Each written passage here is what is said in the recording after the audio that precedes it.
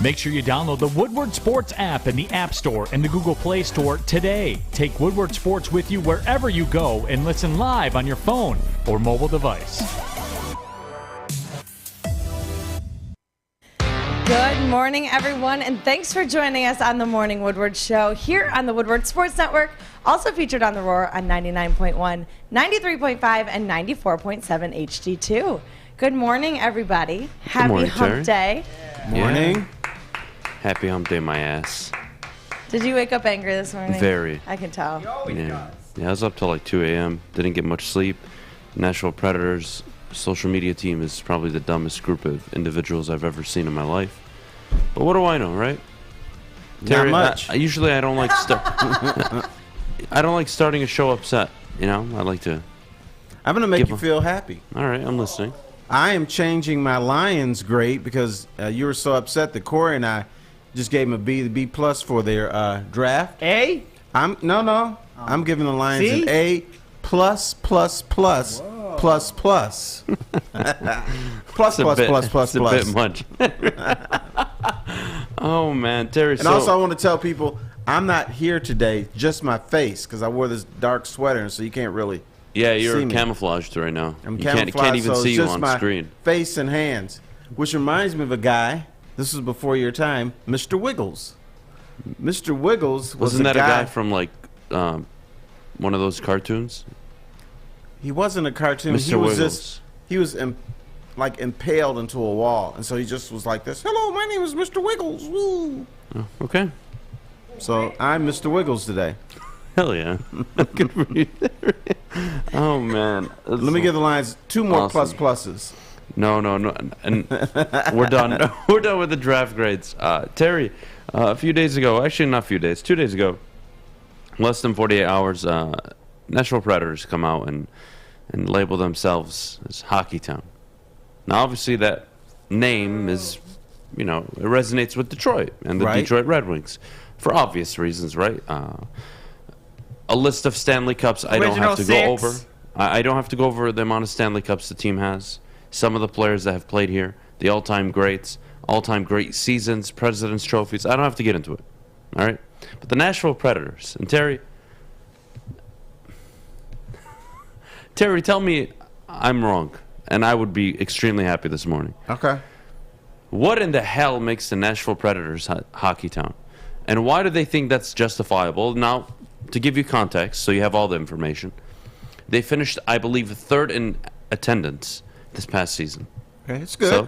So they responded to information coming out that they were third in attendance, saying that they were Hockey Town.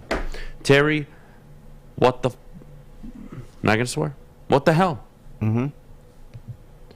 0 Stanley Cups, 1 conference championship. By the way, you lost in that finals appearance. Your quote-unquote all-time greatest player, David Legwand, Roman Josi, Shea Weber, they wouldn't be 15th, 20th on the Red Wings list. Speaking of which, your all-time point getter would be number 12, actually, on the Detroit Red Wings all-time point list. And you have nobody remotely close to the goal scoring or the assist point getter at all. You're 500-600 off. Well, forget all that. Talk to somebody in Nashville about the team, and they're like, "What? We got a hockey team here?" They don't even know that they have a team. Our greatest defenseman, has more goals than your all-time goal scorer, who is a forward. Nicholas Lidstrom has scored more goals in his career than the players that skate on the forward lines for your hockey team in your franchise's history and your Hockey Town. But who actually did this? Was it the team? It was the actual team account. Okay. And I just laughed. Like, I actually laughed. When Nashville's on TV and they're getting pimped up by the Colorado Avalanche 6-1 last night, God knows, maybe the Avalanche won by more. I don't know. I turned it off after it was 5-0 in the first 7 minutes. Maybe 7-2. It was 7-2? Well, there you go. Okay. Enjoy the ass whooping. During that said ass whooping, nobody referred to Nashville as Hockey Town. It's kind of funny. It's only mentioned when, I don't know, you actually cover games in Detroit, and when playoff hockey is played in Detroit, It's known as Hockey Town. But guess what? Go Detroit's not Hockey Town either. It's Red Wing Town, because people are not into hockey here. If you're going to be called Hockey Town, back in the day, I could see Minnesota being called Hockey Town. I could see Toronto being called Hockey Town, or any Canadian city. But the interest here pales in comparison to most Canadian cities. I don't even think Detroit is Hockey Town. In fact, it's a marketing thing that they would get the fans fired up and wanting to buy some extra popcorn and stuff, and because the Wings decided to call them Hockey Town. Hey, Hockey Town. Well, the only the closest American-based hockey team in terms of Stanley Cups is the Boston Bruins and the Chicago Blackhawks with 6. The only 2 teams with more Stanley Cups, obviously, the Toronto Maple Leafs and the Montreal Canadiens. That's it. And the Maple Leafs haven't won a Stanley Cup in 55 years, I believe. Yeah, it's been a long time. So and they're pissed about that. They were winning cups before my dad was even born. Hey, they look good on Monday, though. Leafs are back. They did look good. Austin Matthews is actually insane. But, to my point, if I go through the list of all these teams that have won a Stanley Cup, Terry, Nashville's not on here. No, they were a little bit short. But see, I would go by more about the enthusiasm for a sport in Nashville town. is known for fried chicken and country music. Right. Not their goddamn hockey team. We went there a couple years ago. Met some people goofing around. We didn't mention the Nashville Predators. We did the country music thing and had a good time. So it's not top of mind of most people there. It's just not a thing. I've lost respect for the people of Nashville. I hope the social media team gets their act together. You know what it is? It's so embarrassing. It's some 23-year-old dude. They gave him they let him get on the website, and he said, "Oh man, this is fun. Let's call it Hockey Town." Wee. And he had no perspective. Terry, honest to God, crazy. That is 100% probably how it went down. And you know what? And I wouldn't doubt it. You know how you always want people's phone numbers and addresses so you can kick their ass? Yep. I'd give you his phone number and address if I had it, if I knew who it was. You have permission to thump this guy. All right. Well, speaking of thumping, the Boston Celtics thumped the Bucks last night, which Vegas knew something, Terry. We didn't, because they already had the Bucks as 5-point underdogs going into the game. The Celtics just handled Milwaukee. They even up the series. We'll get to Ja Morant and his performance a little later on. But, Terry, if I were to ask you, a team that's coming out in both the NBA and the NHL playoffs, who was your favorite to win the Stanley Cup and the NBA Finals? All right, first of all, I can never pick a team from the NHL because it's just too haphazard. Maple Leafs! No, not the Maple. Get out of here, dude. You can say Maple Leafs, but my pick is probably the Phoenix Suns, and so hopefully they'll get healthy. I thought they were the better team last year and didn't win it against Milwaukee, so they were my cheek peek pick this year. So I'm gonna say Phoenix Suns of all the teams, and the other team I'd like to pick is the Colorado Avalanche, but the NHL is so goofy. I mean, you can't. That's one sport you cannot predict. You never predict, because the Vegas Golden Knights were an expansion team, I want to say 4, 5, 6 years ago. Right. And they had made 4 straight Western Conference Finals and won a Stanley Cup, I believe, along the way.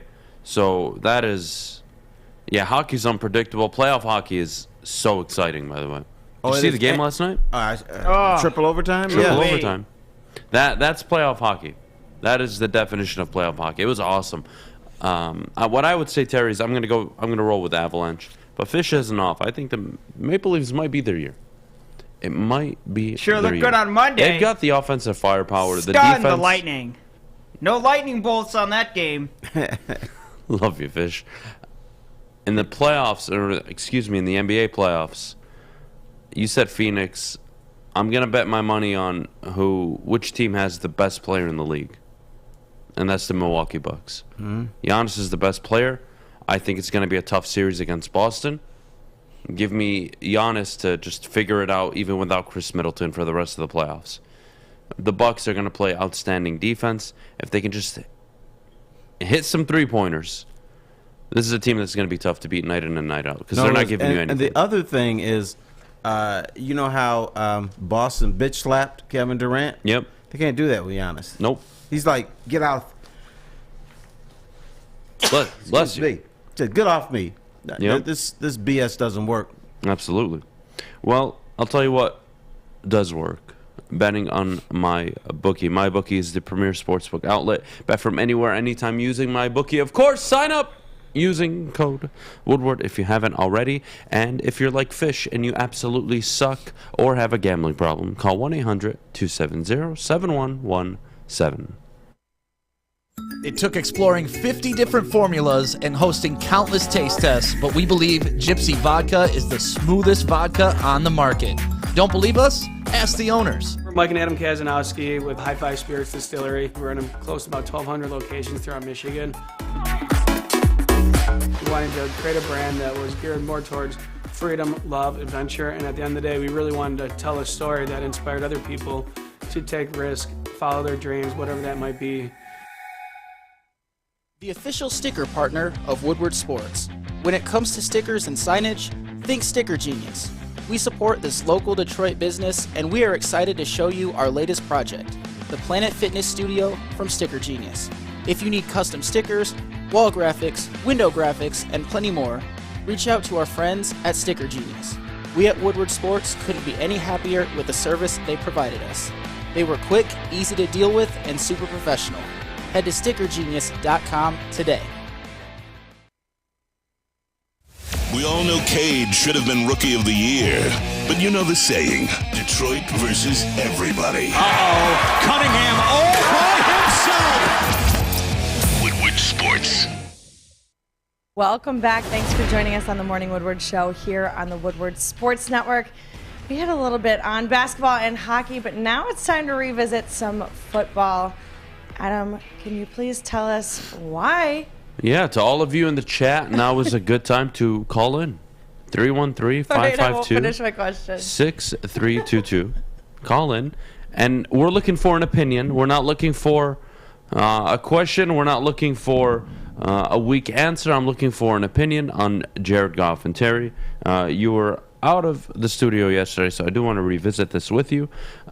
Why are Detroit Lions fans so upset with the idea that Jared Goff is their quarterback for the next year, dare I say 2 years, when he is, in my opinion, a good bridge quarterback? And the definition of a bridge quarterback, for those of you that, you're a little slow, is a guy that's not great. He's not a franchise guy. He's not elite. He has elite moments, very inconsistent, but for the most part, can get you throughout a whole season and you can win with him with an abundance of talent and good coaching. Correct? That is the definition of a bridge quarterback. That is correct. I have to believe that what's happening is there is a disillusional minority who are vocal, who believe that the Lions next year can make the playoffs, win a playoff game, if they had a better quarterback. And these people are so delusional that they're ignoring the entire National Football League and saying, if the Lions had drafted Malik Willis, that's exactly what would happen, which I think is absolutely ludicrous. These people know better. And in this town, the person or the people who are scrutinized the most, Red Wings goalie and the quarterback for the Lions. They always believe that you can just bring some guy in and it'll be an upgrade over what you have. Jared Goff is the gatekeeper. He is the bridge. He's not here. But he's not here long term. That is why I don't understand the outcry. Because they want to get rid of his ass now. You can't have everything at once, you goddamn children. Right, you cannot. Papa. If you don't trade for Jared Goff, you don't get 2 first-round picks. If you don't have 2 first-round picks from the Rams, you don't trade up for Jamison Williams. And you don't have another first-round pick in 2023. Does that make sense? Should I talk slower for you? Well, you know what? An irrational man speaking rationally. Young Adam, you must understand that fans is short for fanatical. And Lion fans, I don't know what's wrong with them. There's something wrong with them because they always think this team is going to be better this time of year. They never like the starting quarterback. They always believe in the future. And there are some who believe with the right quarterback, Malik Willis, that they would make the playoffs this year. Was there not a quarterback in this town named Matthew Stafford who Yes. I could argue is the most talented quarterback? It's not even an argument that the Lions have ever had. No, it's not. And that an he's an argument. elite quarterback, and he actually is a franchise guy, and you had him for 12 years. But, Terry, you couldn't win, not just because he didn't step up in certain moments. He's definitely responsible for some of it, but because he never had, I don't know, a real front office, real head coaching, let alone a tangible roster, maybe outside of 1 or 2 seasons. Come on, guys. Drafting a quarterback this year doesn't mean you're in the Super Bowl next year. Joe Burrow is an anomaly. That does not happen. There's a reason why he's the first to ever get to a Super Bowl in his first 2 seasons. But we'll take our first caller, Fish. Who do we have the pleasure of speaking to We this have morning? Andrew from Raleigh, North Carolina. Go Andrew Hurricanes. from North long way Carolina. away. Andrew, good morning. How are you? Give me your Jared Goff opinion, man. No, man, calling to correct your hockey knowledge or lack thereof. Chicago and Boston each have 6 cups. We have 11. So I don't know why you're calling them a hockey town in front of us. We have the most on American soil. Vegas has never won a cup. All right, let me cut you off a little bit. The winningest program in college hockey too. Let me cut you off a little bit. I didn't say that Chicago and Boston are hockey town, number 1. Number 2, I said the closest 2 teams on American soil to the Red Wings are the Chicago Blackhawks and the Boston Bruins with 6. There's only one hockey town, and that is Detroit. So continue.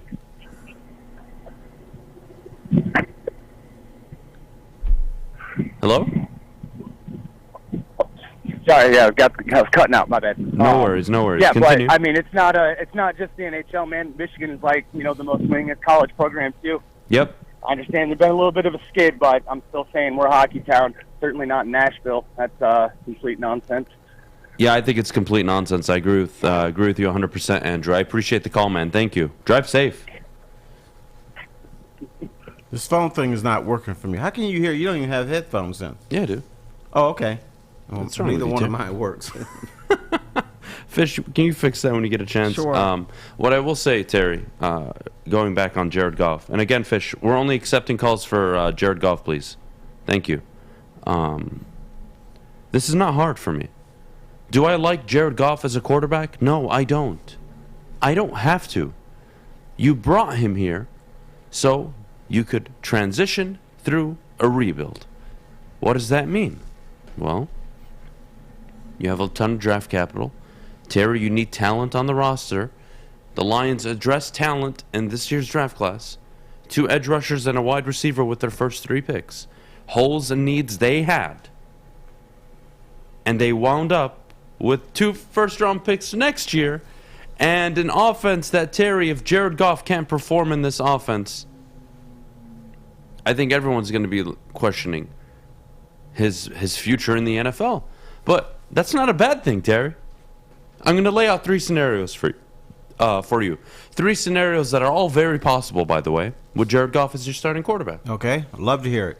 The first one being Jared Goff plays every single game this year, Terry, and he absolutely sucks. If I told you Jared Goff had an all-time pathetic season, how many games do you think the Lions are going to win?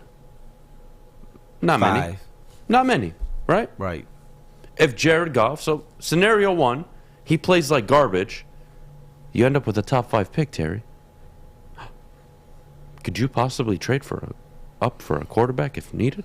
From 5 to 3? May not have or to you trade don't up. have to trade up and you can just draft one? Mm-hmm. Nostradamus can't predict the future. On to the next scenario.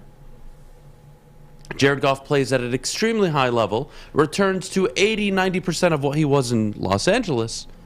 Terry, they're an 8-9 win football team, maybe 10? I would go with 8. All right, so now you're picking at 12-14.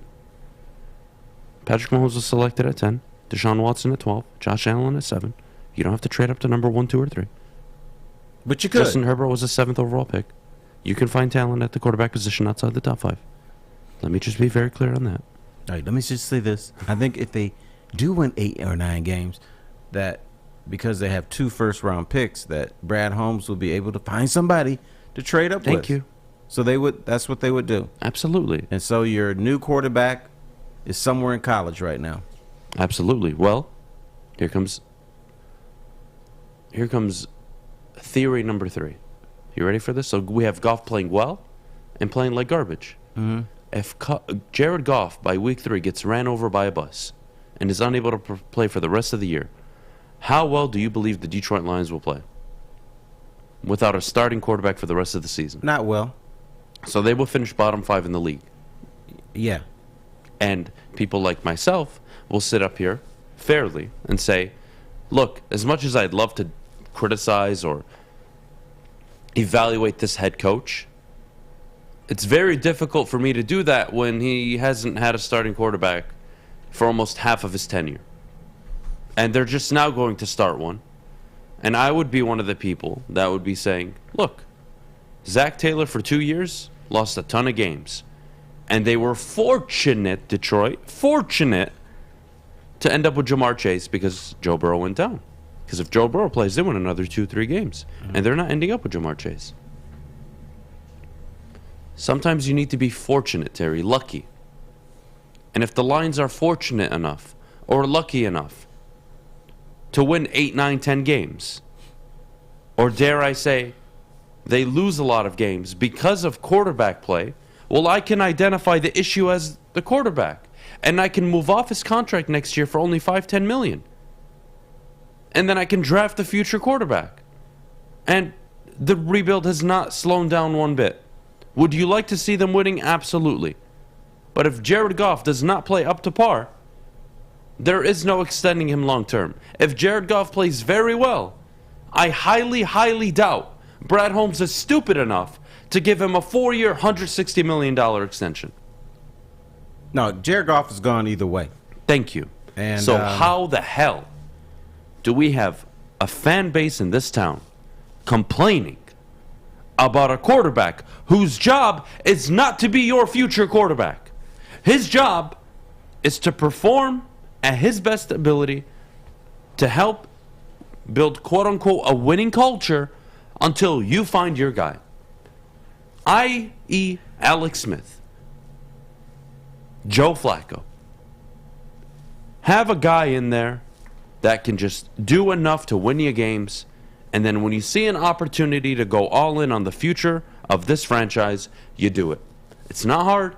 Would you rather have Jared Goff or one of the bottom tier quarterbacks in the NFL? He's not 32nd, 30th, 28th.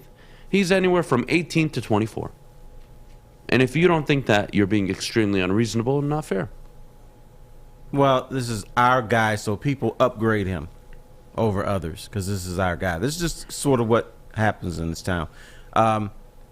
You know, for the most part, Detroit has smart sports fans. But when it comes to the Lions, they just turn goofy. And I just don't understand. Very educated sports town, by the way. They know their basketball. They know their hockey. They damn sure know their baseball. For some reason, Terry, with this football team, granted, I understand 58 years, no success. I get it. I have people telling me... But they're still in love. I have people telling me, Terry, that not only is Jared Goff not the answer, or, you know, they're complaining about the $30 million, or they're telling me, Terry, it's Super Bowl or bust. No NFL team worth their salt is a Super Bowl or bust team. That's not how this works. The Rams were. In theory, because they traded 2 first-round picks for a quarterback. But, Terry, that situation doesn't happen very often. What I'm trying to tell you is, what team that's on the up, that's trying to rebuild and become a contender, thinks Super Bowl? You're trying to jump the ladder 5, 6, 7 steps. How about you start with building a good roster, getting a franchise quarterback, getting the right head coach, winning a division, winning a playoff game, hosting a playoff game, winning 2 playoff games, dare I say. Make an NFC title game. You're not just going to get it all in one go. That's not how the NFL works. The Kansas City Chiefs had Patrick Mahomes, Tyreek Hill, Travis Kelce, and Andy Reid for 4 years. 4 AFC title games, 1 Super Bowl to show for it. No. Is that a disappointment? I don't think it is. They were contending every year. No. They are disappointed because they are spoiled and want to win it every year. Okay, I'm not talking about fans. I'm talking about logical human beings, people with an IQ over 15. But I still think 4 because AFC title appearances in 40 years, 1 Super Bowl win, 2 Super Bowl appearances. At least you can step away into the post-Tyreek Hill era and say, you know what? I appreciated those 4 years. We were one of the best football teams. We only ended up with 1 Super Bowl. Sorry, everybody. Not every team can repeat. Not every team can be a dynasty. It's hard. It is hard, but I still think they're disappointed because they lost those linemen in the Super Bowl and didn't win. They didn't beat Tampa Bay. So I think there is a tinge of disappointment. Should have won 2. For instance, here in Detroit. Fair enough. I can respect that. Bad Boy should have won 3. People still pissed about that. Going to work Pistons should have won 2. Should have won 2. Didn't because Rasheed Wallace. So there's Red disappointment. Wings should have repeated. Right. In 08-09. Should have repeated, right? But didn't, so there's disappointment. A disappointment, but not where it reflects to the point, Terry, where you don't appreciate the journey on how you got there. If the Lions lost in an NFC title game, it would be very hard for me to show up that Monday morning and say, you know what? This franchise has no idea what the hell it's doing. It's going backwards. They just made an NFC title game. They lost it on a last-minute field goal. Unacceptable. Like, who thinks like that? Start by winning your division. No, not here. Let's go back to 1991. They destroyed Dallas, go to Washington, and get destroyed. There wasn't, oh, damn, the Lions, same old Lions. That wasn't the mentality. The mentality was on our way.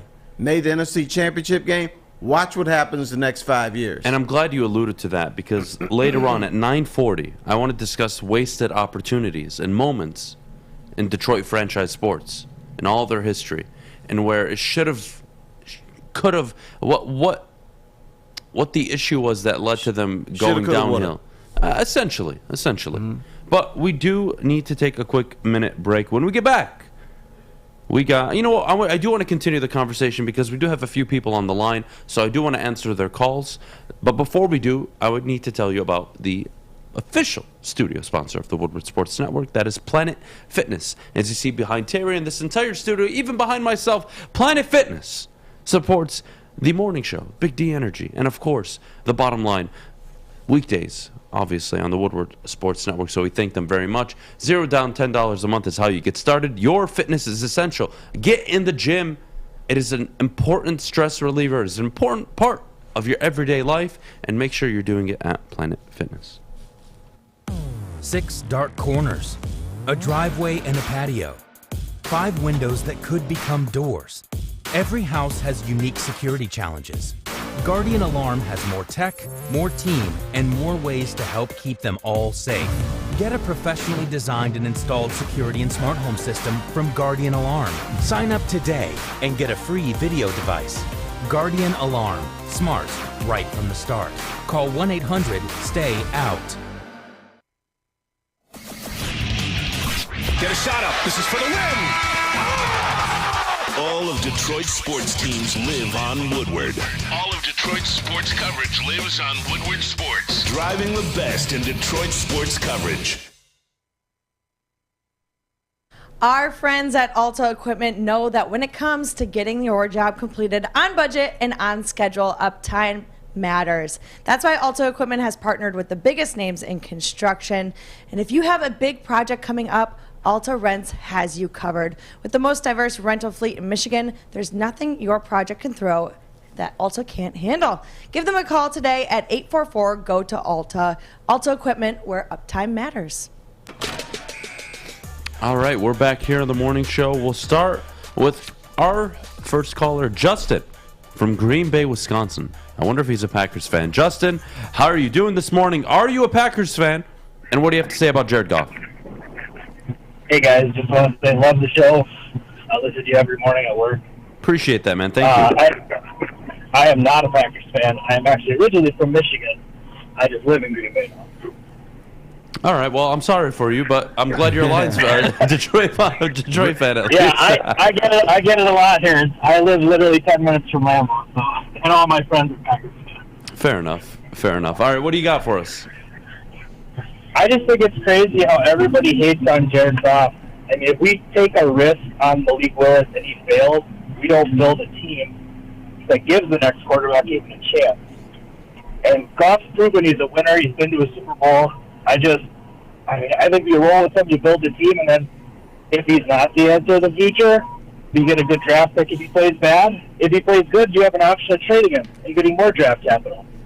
Yeah, I think again, Justin, I think you're spot on with this, and I think that's super reasonable to believe. If he plays bad, you're likely ending up with a top draft pick. If he plays well, you're likely fighting for a wild card spot, and I think that's very, very important. It's also very important to understand that, yes, Jared Goff has not only done it before, 2 division titles, a Super Bowl appearance.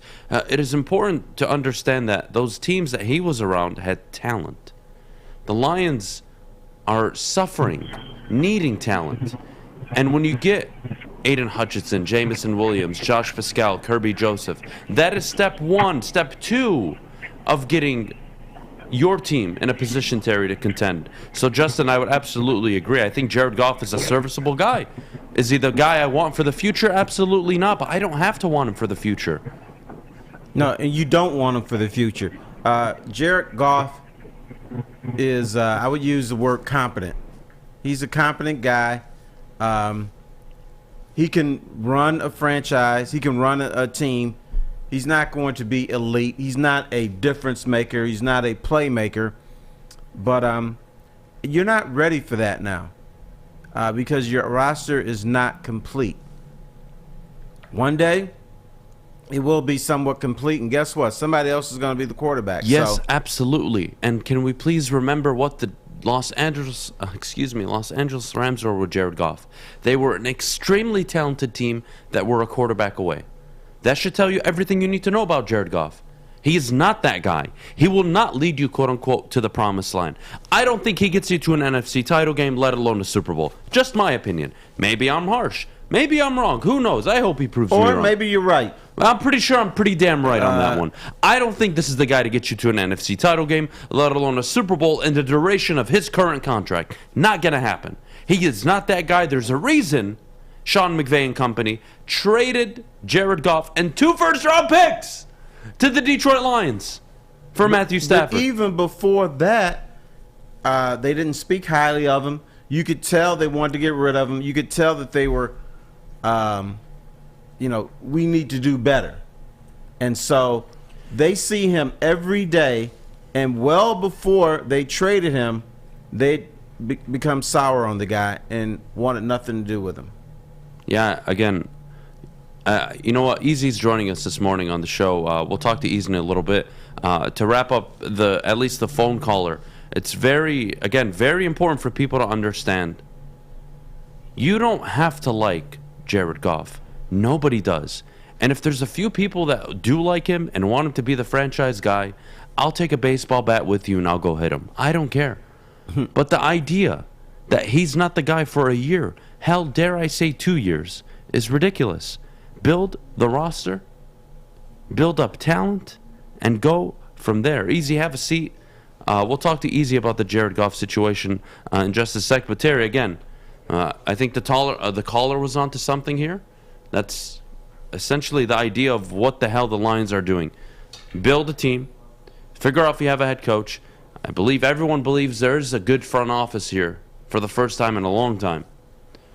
And again, can you answer the quarterback situation? Is it this year? Is it next year? The year after? Nobody knows. Nobody does know. But at the end of the day, if you tell me you can't win 8, 9, 10 games with a talented roster and an average quarterback, well then, what the hell is Ryan Tannehill doing? Kirk Cousins. All these average quarterbacks. So, we got Easy joining us this morning. What's up? We got 8 minutes. What are you guys doing? Jesus Christ. Just, guys. Why are we so sensitive today? What's Jesus happening? Christ. Easy, what's up, man? How are you this morning? Well, good morning, guys. All right. Easy, I would like you to explain to Terry Please. And really me, because I'm still not sure what the hell you're trying to tell me. Yeah. In regards to Jared Goff, what I will say is, I think we agree Jared Goff is a bridge quarterback? Yes. Okay. So why the hell are we having a conversation this morning? The conversation, and it is what it is at this point. Like, I just want to get that out of the way. Like, it is what it is. In regards to what? In terms of, like, he's here next year regardless if we drafted someone this past draft or not. We're paying him $30 million. You're not paying a quarterback $30 million to sit on the bench or at some point be supplanted by a rookie quarterback. That just wasn't going to be the case this year, whether we drafted a quarterback or not. But what I'm asking for, or what I question in this regime, and again, Brad Holmes is a great talent evaluator when it comes to making draft picks. But I truly believe that you could have taken a flyer on somebody late in this draft just to move off of Goff and that $30 million sooner. Now, I'm not talking about next season. I'm talking about that 2023 season. And we move off him. That's $30 million in cap you're clearing that you build your team with, right? You're talking free agents, trades, all that. That's all I ask for. You still have every opportunity. And here's the beautiful part of it. We probably end up mid-tier this year. If there's a quarterback that we truly believe in, we have to give up. We have to sell our nuts to get the guy that we truly believe in. If it comes to it next year, we know Jared Goff is an answer. We're all three in this room. If I would have told you before the draft that the Lions were going to trade up 20 spots in the first round with the Minnesota Vikings, what do you think they would have had to give up? A lot more than they did. So I don't think it's.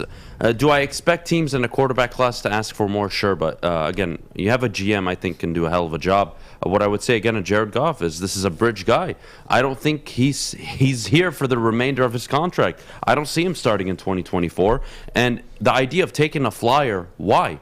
If Jared Goff for any reason goes down, this is going to be a bad football team. If he plays well, they're going to be a 6, 7, 8, 9 win football team. So you're benefiting from both, because if he goes down or he just sucks, well, you're going to have a top pick and you could address the quarterback next year.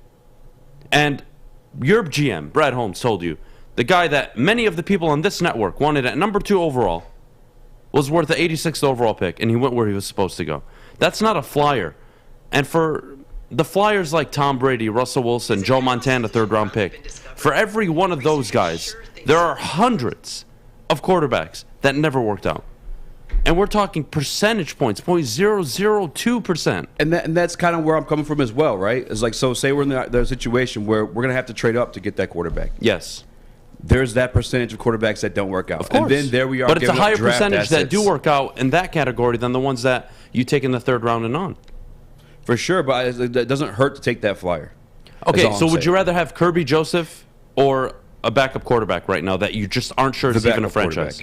Yeah, I find that insane. Yeah. Would you rather have Josh Pascal or Desmond Ridder? I'm taking Josh Pascal. Desmond Ridder. It's close, man, because nothing changes your franchise. Your GM just told you there wasn't a quarterback in this draft class that was worth us taking a shot on. The NFL told you there was not a quarterback worth it. Absolutely, but these guys are garbage. Like we said on before, though, there's those anomalies. And any case scenario where these guys aren't that guy, I'm not saying that they have to be that guy.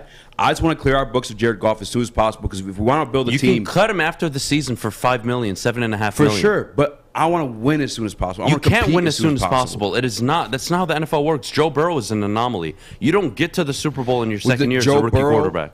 Baker Mayfield, all these guys, Justin Herbert. You said Super Bowl. No. Your definition of winning. Don't bring up Baker Mayfield, because your definition of winning was Super Bowl or bust mentality. Yes, compete for a Super Bowl. No, you don't do that. You start by winning your division first. You start by winning a playoff game. No, you don't just. When Eli Manning won the Super Bowl, the first run. Again, you're breaking down an anomaly. The division thing, we see it every year in the NFC East. Teams trip into winning the division. Winning the division could mean close to nothing. It's about winning the playoff games. Would you like to have a home playoff game? Yes. Yeah, but the division's close to nothing. You want to win. Veteran by the time he won it, and so I don't think you make the plan. You hasten the plan if you don't get a quarterback this year. My thing is this: next year you've got a better shot at hitting on a quarterback, because you're going to get a top 10 pick, because you can trade up to that. This year, when the NFL is saying the quarterbacks are being drafted in the 3rd round, the 4th round, the 5th round, what they're telling you is these guys are nice backup quarterbacks. This is not your guy. Wait another season. The one thing that we've forgotten, and this is a dirty word in this town, is patience. I'd rather wait to get a guy that I think has a higher chance of hitting than just get a guy this year. And the NFL, who scouts all these guys, are telling me these are backup quarterbacks or below average starting quarterbacks. So I'm like, okay, y'all can just wait. Well, that's the thing, though. Taking a guy this year doesn't stop you from taking the guy, like a guy that's higher in your belief next year. It doesn't stop you. I'm just not a fan. You're telling me we have to have talent on this team. We need to build a team. And then the next sentence you're saying we got to trade away all these picks to get our guy. In a league where, again, the quarterback's the most questionable position to draft. If we're going to trade away all our assets away, I want a proven commodity the way that the Broncos just got 4 starters with your first 4 picks this year. We'll see. Brad Holmes has shown an ability to move up and down the board. And what I would say to that is the Kansas City Chiefs finished 12-4, won a playoff game, and traded up to 10 to get Patrick Mahomes. Now, am I going to rely on Bryce Young falling to 10? No, I don't believe that's the case. But Patrick Mahomes wasn't revered as even the best quarterback in that class. And God knows there's teams like Chicago that will trade up for a Mitchell Trubisky.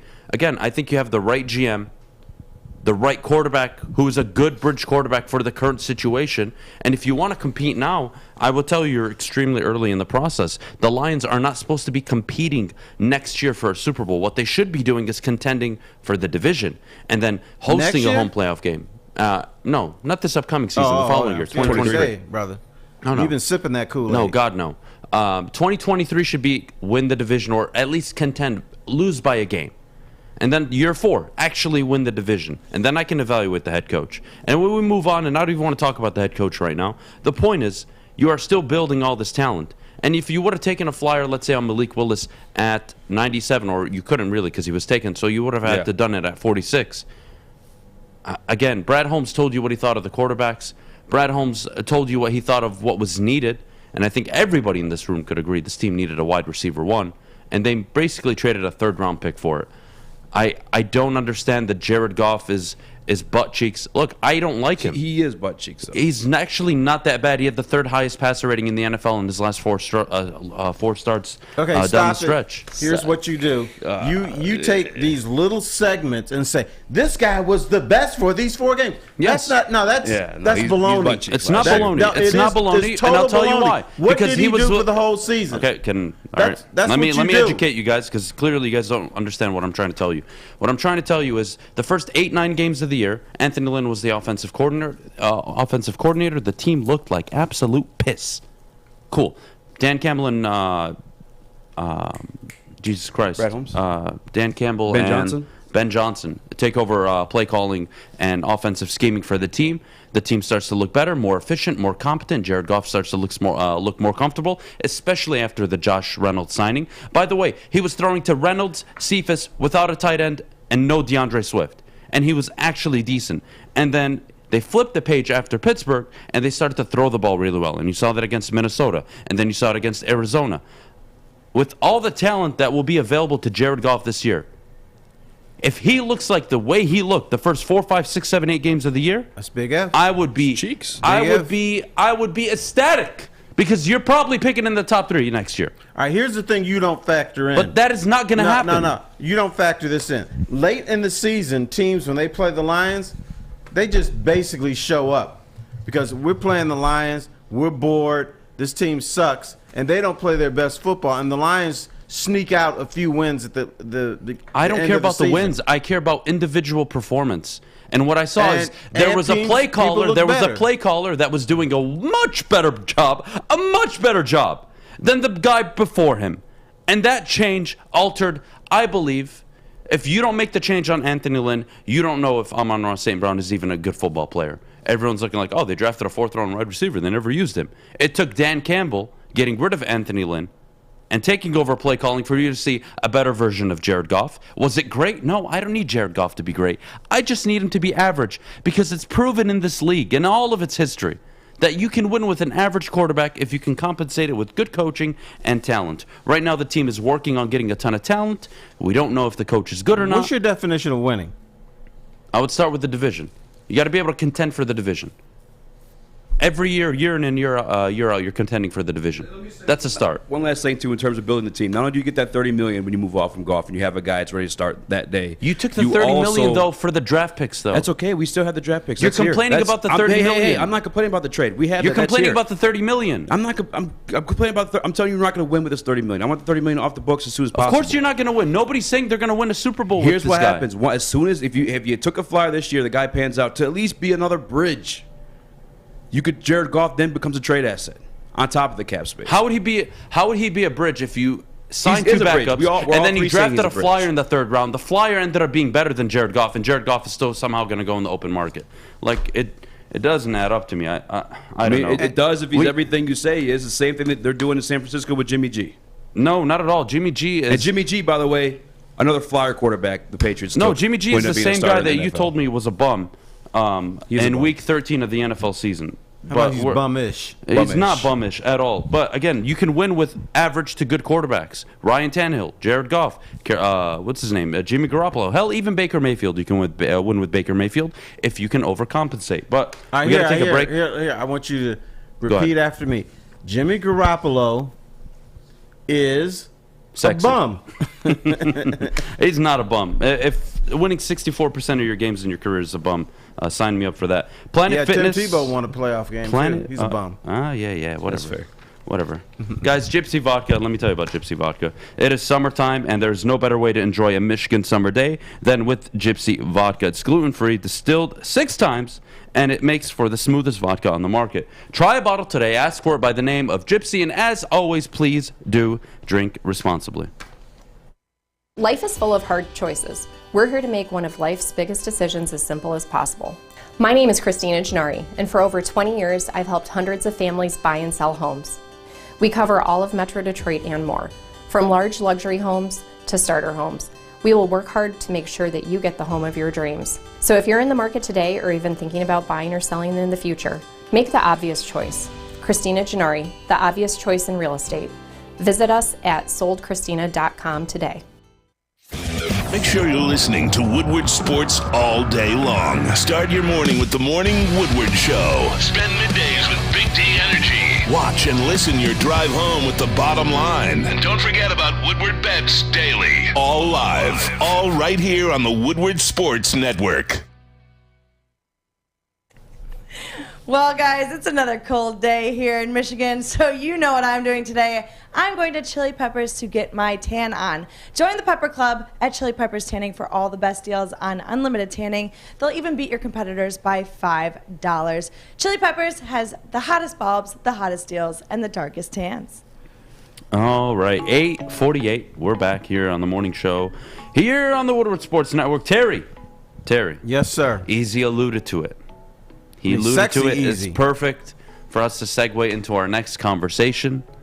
Should the Detroit Lions have drafted a quarterback, whether it was number 2, whether it was at 12, 46, 97, hell, undrafted, I don't care. Should they have gone after a quarterback more aggressively this season, Terry? All right, let me ask you a question. Yes. Which of these quarterbacks that were drafted in the 3rd round and beyond are going to take the league by storm? I doubt any single one of them, and if they do, it is a stroke of luck. Right. I'm going to give you 2 words. Hell no. Because I've been told Malik Willis is going to be great. NFL told you he's not.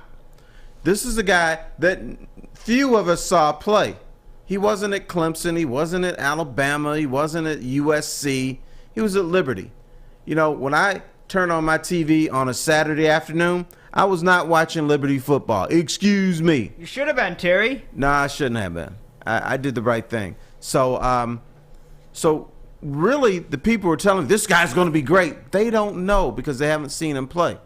And the most dangerous thing you can do is see a guy in shorts and a T-shirt throwing the football, during his pro day. I'll put it this way. I'm going to say no. Yeah, and I would agree with you because the team has a lot of holes, Terry. This is not a good football team. It's a 3-13-1 football team. They sucked last year because they had no talent. And what I would say is I think they did a very good job in the draft. Got to tip my cap off. The fact that they were able to move up 20 spots, again, for nothing, to get a number 1 wide receiver potentially, I think it's a great move.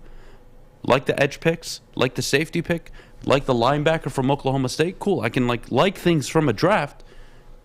But no, I don't think they should have. And they not only told you they wouldn't have, the entire league told you, hey, like, we've all done our homework. We're not interested. Like, we don't see it. And maybe all these GMs are wrong. Who knows? Could be. Who knows? But for every Russell Wilson, Joe Montana, Tom Brady, Joe Theismann, for all of these third-round picks and beyond, there's Drew Stanton. Not only is there Drew Stanton, there is hundreds of them for every one. And again, is it egregious to suggest what Easy said? Hey, take one in the 4th round, pick 97. Go for him. Go for him in the compensatory pick at the end of the 3rd, excuse me. I would rather have the safety, personally. But, again, are you drafting a guy in the 3rd round to be your starting quarterback of the future, or are you just drafting him because, why not? He's competing with David Blau. The Seattle Seahawks paid Matt Flynn, who torched the Detroit Lions in Week 17, if you guys remember. Yeah, hundreds of millions of dollars. They drafted Russell Wilson in the 3rd round as this guy looks nice. He's available. You know what? Let's take a chance on him. Maybe this Matt Flynn thing doesn't work out. By the time Russell Wilson gets to camp, it is acknowledged in Seattle that is a franchise quarterback. Right. Sometimes you luck into it, guys. Sometimes you need luck. Absolutely. Tom Brady was a lucky pick. And the situation you go to matters. And if I told you took Malik Willis at number 2 this year, and then you traded up for Jameson Williams, and you ended up with Williams, Pascal, the rest of the board stays the same, but you took Willis at 2. What's the conversation we're having this morning? Well, we haven't solved linebacker. We took a guy in the 2nd round at edge who looks nice, could be very nice, but we passed on Thibodeau and Hutchinson for a quarterback that may take 2-3 years to develop. And there goes his entire rookie contract, which is the whole point and advantage of having a rookie quarterback, is the rookie contract. Certain franchises can take that gamble. The Detroit Lions cannot. Am I naive? Please tell me. Am I naive to tell you, Terry, I don't want to hear that this morning, because I actually do believe, again, in Brad Holmes and the front office operation he is putting together, I don't believe that they can't do those things, even with their history. What I would tell you is, regarding their history, I wouldn't take a corner at 2, a safety at 2, Malik Willis at 2. That would have been very frustrating. No, but here's what you I'd don't like understand. to think that there's a reality for this team. I'm not saying Brad Holmes is bad. I'm saying this roster can't afford to miss on a quarterback at 2. Others can, because the Lions are still dealing with Matt Patricia. The Lions are still dealing with Bob Quinn. The Lions are still dealing with decades of missed 2nd round picks. So they can't afford to do that. Now, Brad Holmes, a guy who I believe in too, is basically telling us, okay, this roster is jank, but I'm going to build it up. I'm going to make it better. And if you notice, the Brad Holmes doubles down on his picks. He doesn't just pick a edge rusher. He gets 2. He doesn't get a defensive tackle. He gets 2, because he understands that my frontline guy sucks, and so does my backup. Now I got to build that depth, because in the NFL, guess what happens every year? People get injured. And then if you got Moose McGillicuddy replacing somebody, guess what? You're going to get gashed at that position. Sometimes you need to be fortunate and lucky. The Saints, fortunate they had a backup for Drew Brees. Jameson Winston came in and 5-0. Great. Good. They kept their playoff because they were a contending team alive. Good. They continued to go on throughout the season without their franchise guy. Because the Niners they had built a roster. Yes. And the Niners lost Jimmy G.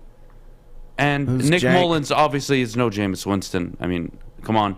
He was a really bad backup. But it was a stroke of luck because they were able to draft Nick Bosa and complete the defense and then go contend for a Super Bowl that year, which they lost because Jimmy G couldn't complete a pass. But we don't have to talk about that.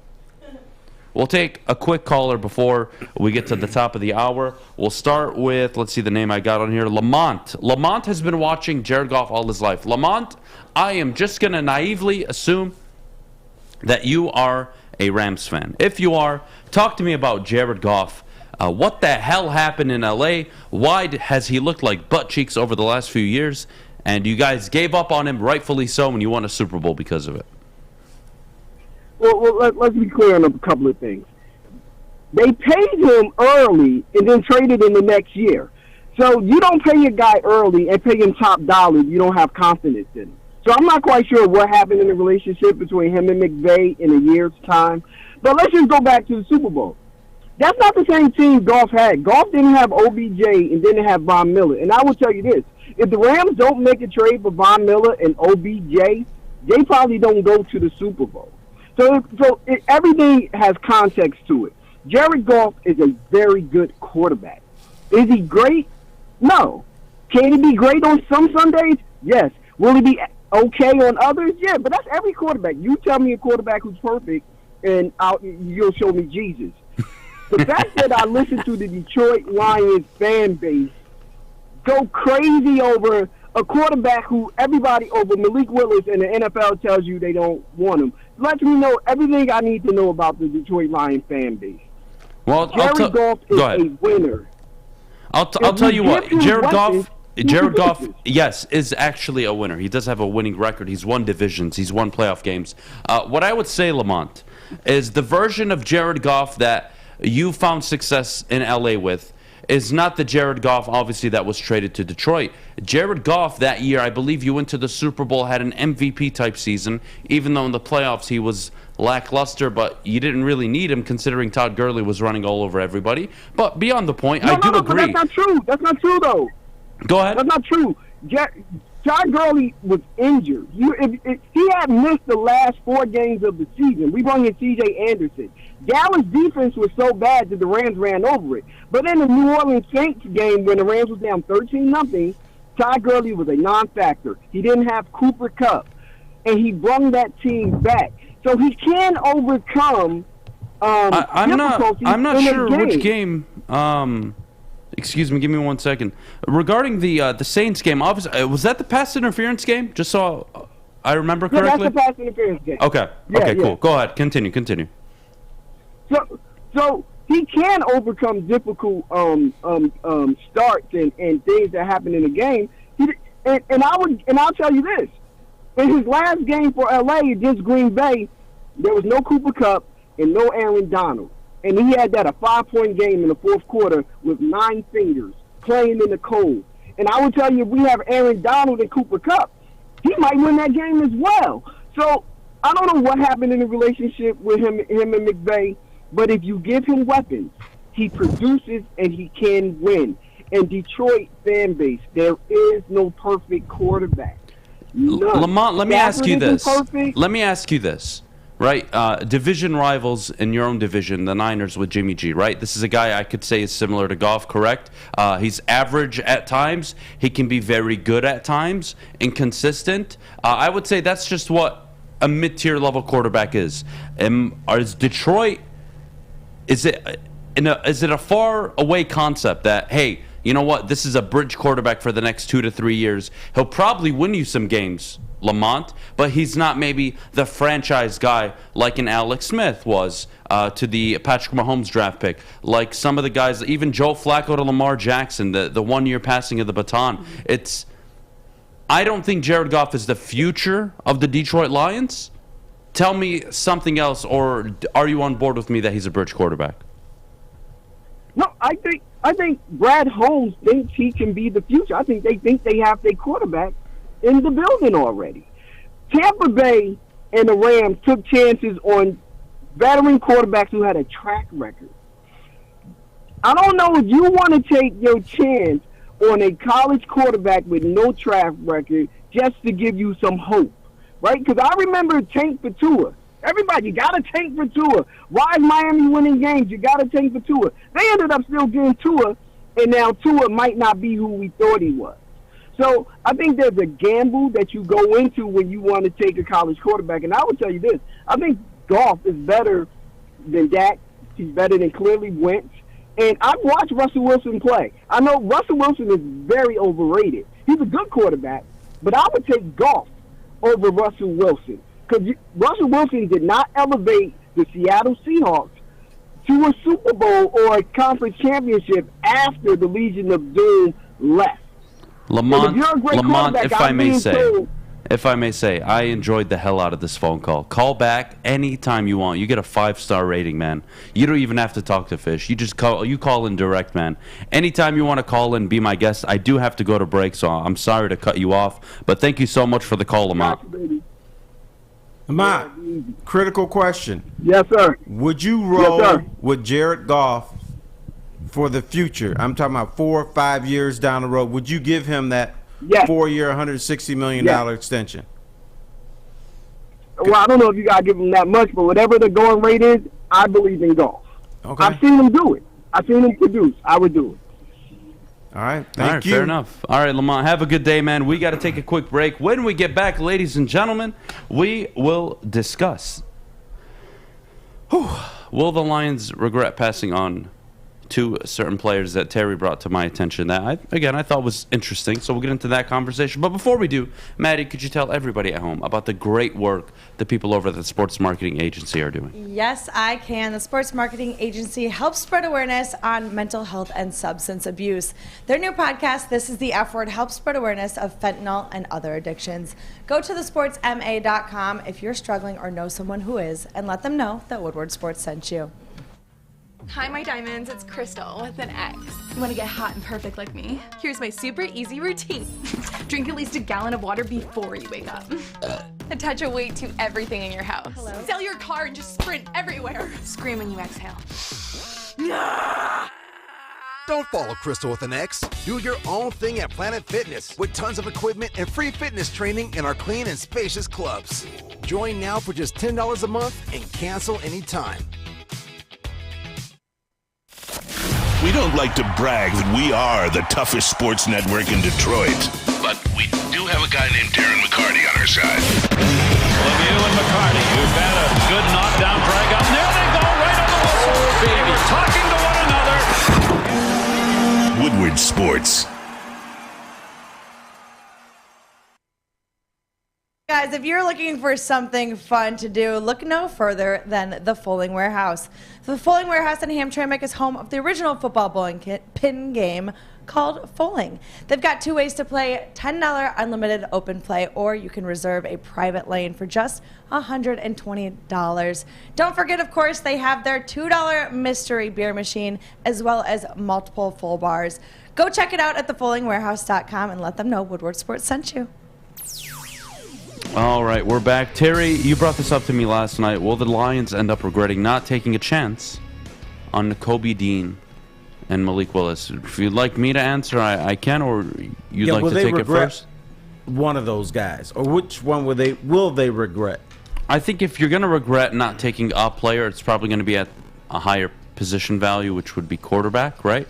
So if Malik Willis ends up being a Pro Bowl level quarterback, not only the Lions, 31 NFL teams will regret not taking a chance on him sooner. But I don't think the Lions are going to end up regretting Nakobe Dean or Malik Willis. I really do. I doubt it. I really doubt it. Nakobe Dean, the injury history is extremely scary. I think for as good as he is, or was at Georgia, NFL speed is obviously very different. You can't walk into the NFL, which is a car accident waiting to happen at that position, already injured, with severe injury history, and a torn pec, and a messed up shoulder, and questions about your hips. I don't know, Terry. I'm not regretting Nakobe Dean. And again, Malik Willis, are we going to regret him? No. He was talked about as the number 2 overall pick. He fell to 86. The people that wanted him at number 2 were local fan writers, and even people at this network that I'm ashamed to associate myself with. But damn it, whatever shit happens, I don't think the Lions are going to end up regretting not taking a chance on either of them. That's my opinion. I think the answer is neither or neither. Okay. But if I had to pick one, I think they would regret Nakobe Dean more, because I think he's actually going to play. He may have some moments here and there, and we may say, oh, my, how come he's not with the Lions? But the torn pec thing is scary. But I'll tell you, another young man who's played with a torn pec here in Detroit was Chris Spielman. And he was still pretty good after he recovered from that. But Malik Willis is a guy that we just don't have much game film on. He became a top pick based on his pro day. And once again, if you're going to base a decision on whether you want to draft a guy mostly on what he does in shorts and a t-shirt, you're going to lose out most of the time. Could he become a starting quarterback? Yes. Could he become a good starting quarterback? I would think the chances are no. Not going to regret either, but if I had to pick one, I'm going to pick Nakobe Dean, because I think we're going to actually see him play on the field at some point. Okay. Yeah, I could confidently say, Terry, the Lions will be much happier selecting Kirby Joseph and Josh Pascal than Nakobe Dean and Malik Willis.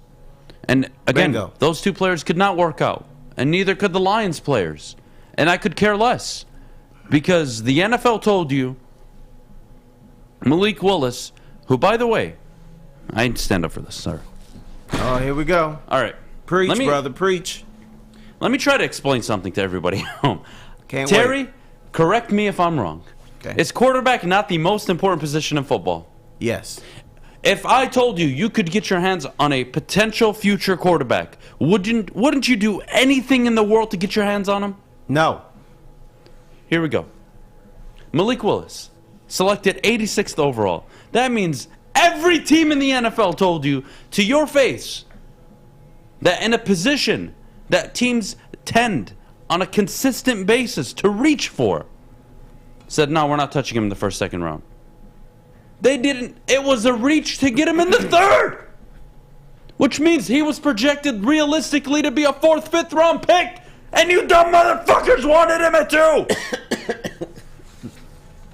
No, that's a little unfair. Some dummies wanted him at 2, not the majority. Sorry. You, as in you know who you are. I don't mean to address the entire chat. Love you guys listening, everybody listening at home through podcast or the radio. I apologize. That is directed towards specific people that know who they are. I'm going to calm down now. I'm going to have You still mad at the Penguin? The Penguin? That's Maz. Maz? Yeah, didn't Maz? Yeah, Baker Mayfield. Yeah. Yeah, it's a lot of people. He was deciding between Baker Mayfield and Malik Willis. The Penguin was.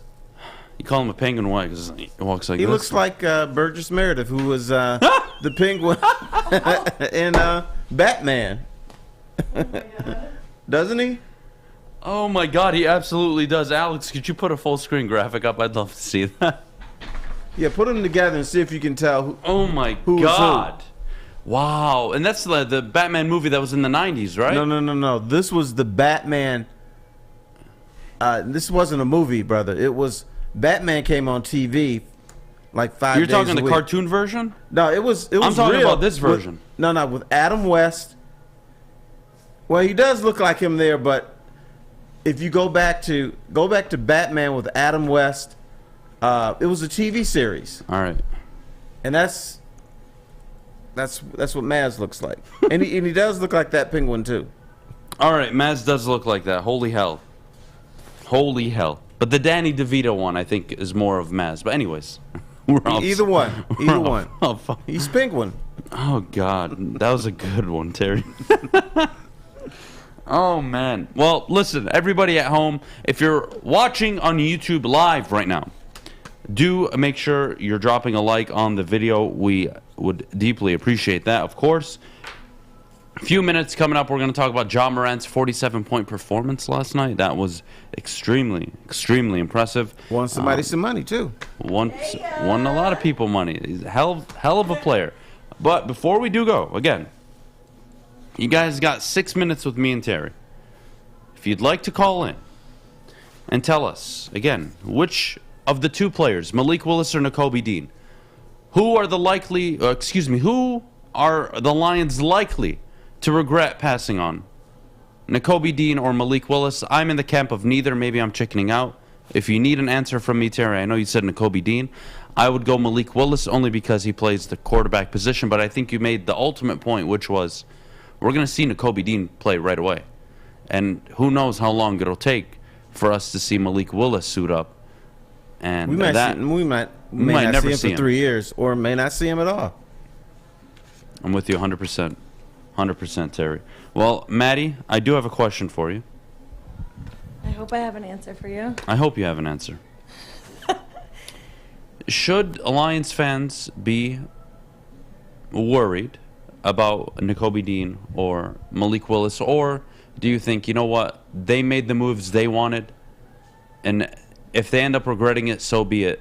But yeah, I don't think we should be worried. I don't even think we should be thinking about it. I think it's over. We made the decisions we made, and I trust in our coaching staff, our GM, so I think we should just get over it, and this is the team we have, and I think they're going to do great things next year. So those are my thoughts. And let's look at the positions. They doubled up on defensive end. I don't think linebackers are game changers. I mean, they can be solid players. They can be good, and they can get like 150 tackles in a season, but it doesn't really help your team that much. Edge rusher, man, those guys can change the complexion of a game. So, yeah, Nakobe Dean, I'm not going to worry about that.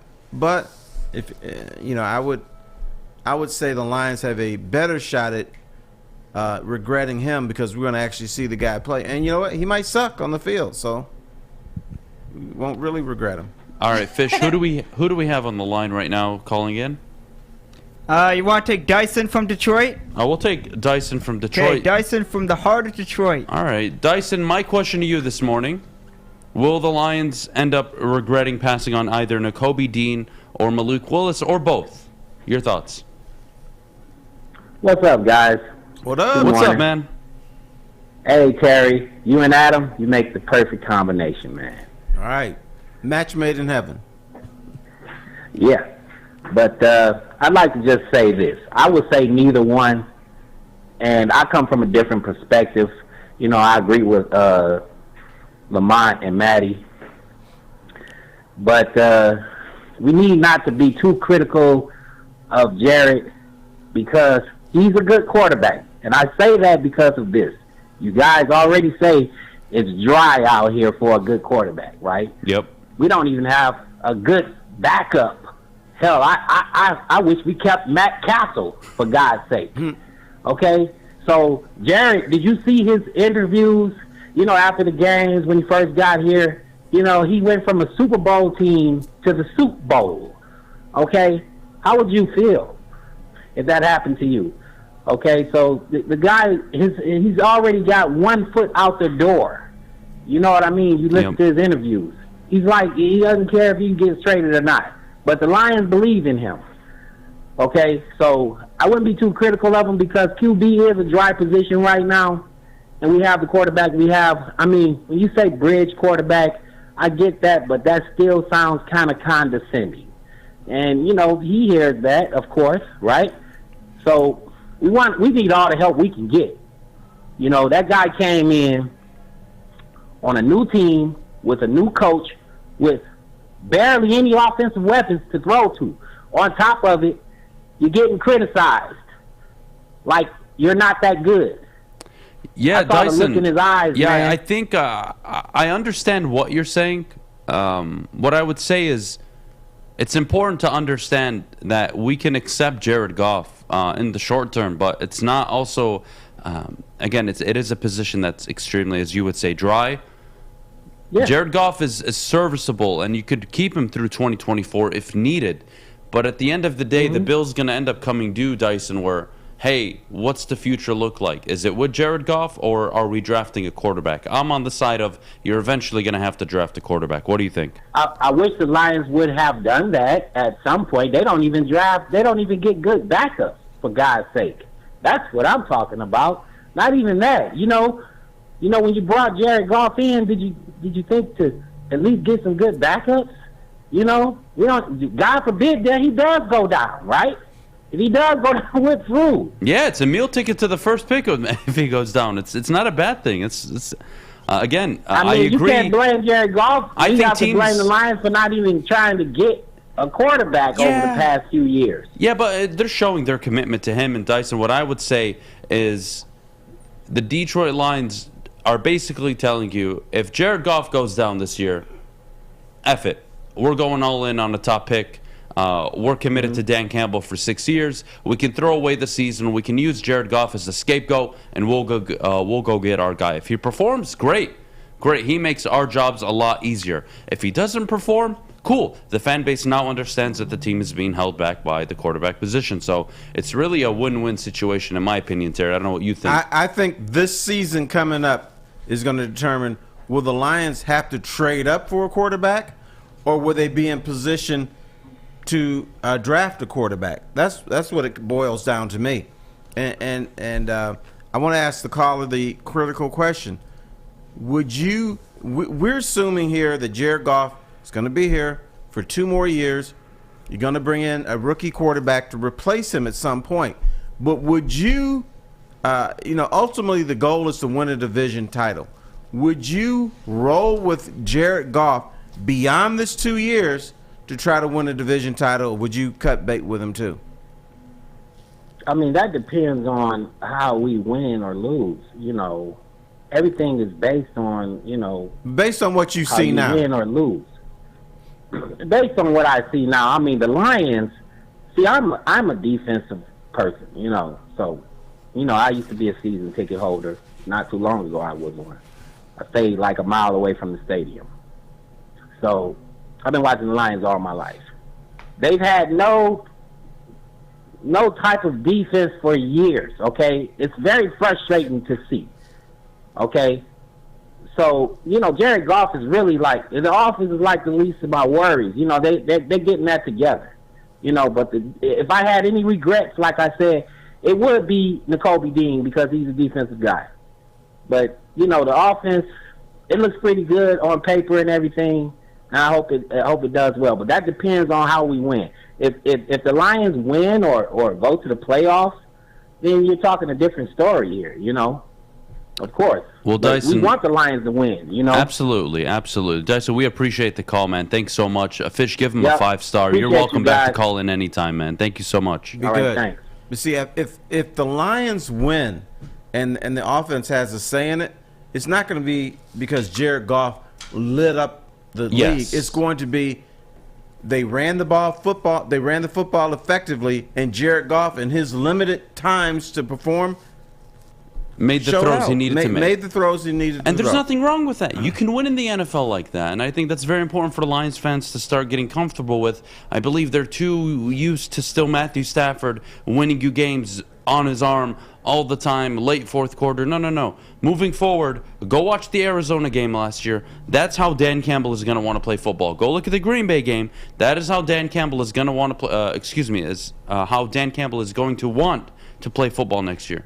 Control the clock. When the other team sits all their starters. Oh, and I love you, Terry. Is that how? Fair point. Is that going to happen all 17 Fair point games? with the Green Bay game. But I think you get where I'm going with this, though. Sure. There is a philosophy to controlling the clock, keeping the opposing offense off the field, helping your defense as much as possible. I think this is a team that will look to be much more effective on third down this year. They were bottom of the NFL in third down efficiency, and I think they're going to be hyper-aggressive like they were last year on fourth down. That's a pain in the ass to play against. I don't care what team you are. The teams that play with that nothing-to-lose mindset, that's a pain in the ass. It is, but here's the caution. Teams, when they get a little bit better in football, they become more cautious. They become, and they say they're not going to do it, and they don't mean to. But I've talked to enough football coaches. If I feel I've got a better roster, I'm backing off. But the Lions, even if they feel they have a better roster, can't do that. They have to still remain aggressive. And Dan Campbell's still going to have to make some moves. So we go, oh, look at this idiot. Why did you go for it there? That's what he's going to have to do. I would prefer, tell me I'm wrong.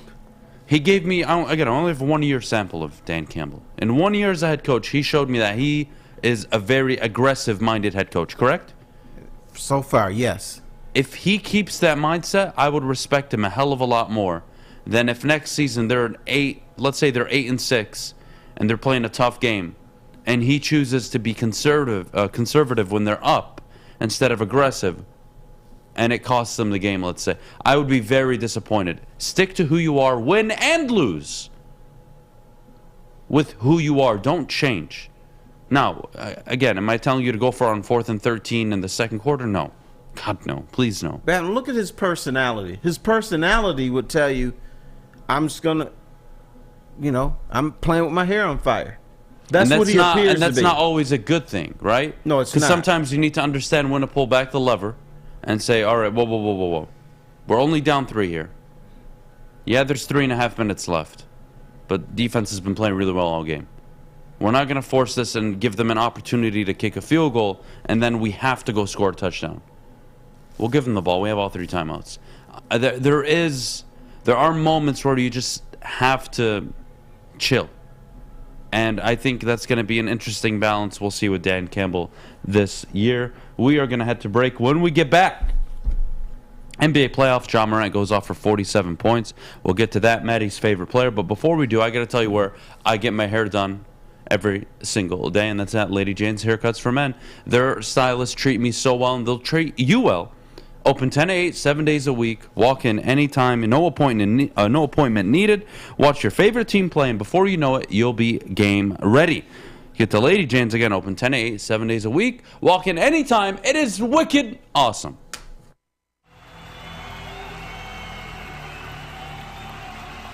He's going deep, right side. Oh, that is Edwards out there. He goes up in the air at the goal line. Hey, it's Brandon Edwards here, wanting to welcome the sports marketing agency to Woodward Sports Network, to the family. Glad to have you guys. For the last decade, the sports marketing agency has literally leveraged athletes around issues such as mental health and substance abuse. Glad that we can finally start trying to get the stigma off of mental health that's been there for all these years. You don't have to go to the beach, man. You don't have to get your butt crack full of sand. You just need a little chili peppers, man, to get that glowing beach chili peppers tan. Woo! With 26 locations in the Metro Detroit area and more coming, Chili Peppers Tanning is where you'll find the cleanest salons in the D. Join the Pepper Club for the best deals on unlimited tanning. Head to chilipepperstanning.com. You just need a little chili peppers, man. Winning is a habit. So is listening daily to Woodward Sports. We're glad you're a winner, and thanks for listening. Welcome back. Thanks for joining us on the Morning Woodward Show here on the Woodward Sports Network. Also featured on The Roar on 99.1, 93.5, and 94.7 HD2. Adam, I want to tell you something this morning. If it's not about Russell Westbrook, I am open to listening to it. May the 4th be with you. I'm going to have to slap some people. He doesn't get stuff like that. He doesn't get anything. He's not a normal human being. Is that a Star Wars reference? Hey! There you go. You did it! May the 4th? Why 4th? It's May 4th. Yeah, May 4th. What's May 4th? It's, today. Okay. May the 4th be with you, ding ding. I'm going to slap Do you know what tomorrow is? Cinco de Mayo. Yeah. Yay! Finally. And it's Alex Mayer's birthday. Is it Alex Mayer's birthday? It is. Good. We should fire him tomorrow. You love to fire people on their birthdays, don't you? You guys are in for a nice surprise tomorrow. Happy Cinco de Mayo. You should do it live on the air. Oh, God. Anyways, Ja Morant. Yeah, tell me about your boy. Oh, my gosh. You go. You take the floor. This is about you today. The man's vision was blurry. He's got 47 points in this game, scored the last 15 for Memphis. I got some money off of this game. How do you not?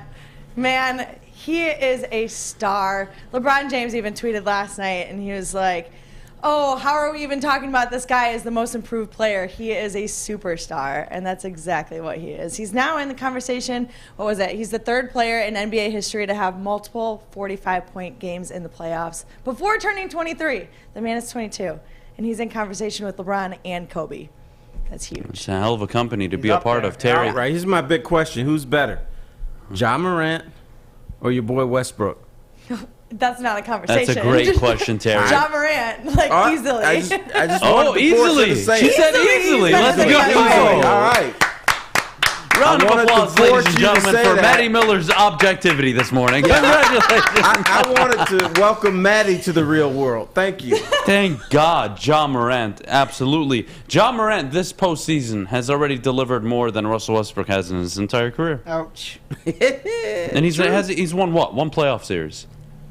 He's incredible. He is incredible. Of course he is. He's absolutely incredible. I hate to be that guy. But the NBA is an unfortunate, it's a repeatable league. You see it a lot. Dynasties, how are they repeated? By having multiple stars. Like, you see how things work out. I saw Derrick Rose do this in a very similar fashion. He is explosive.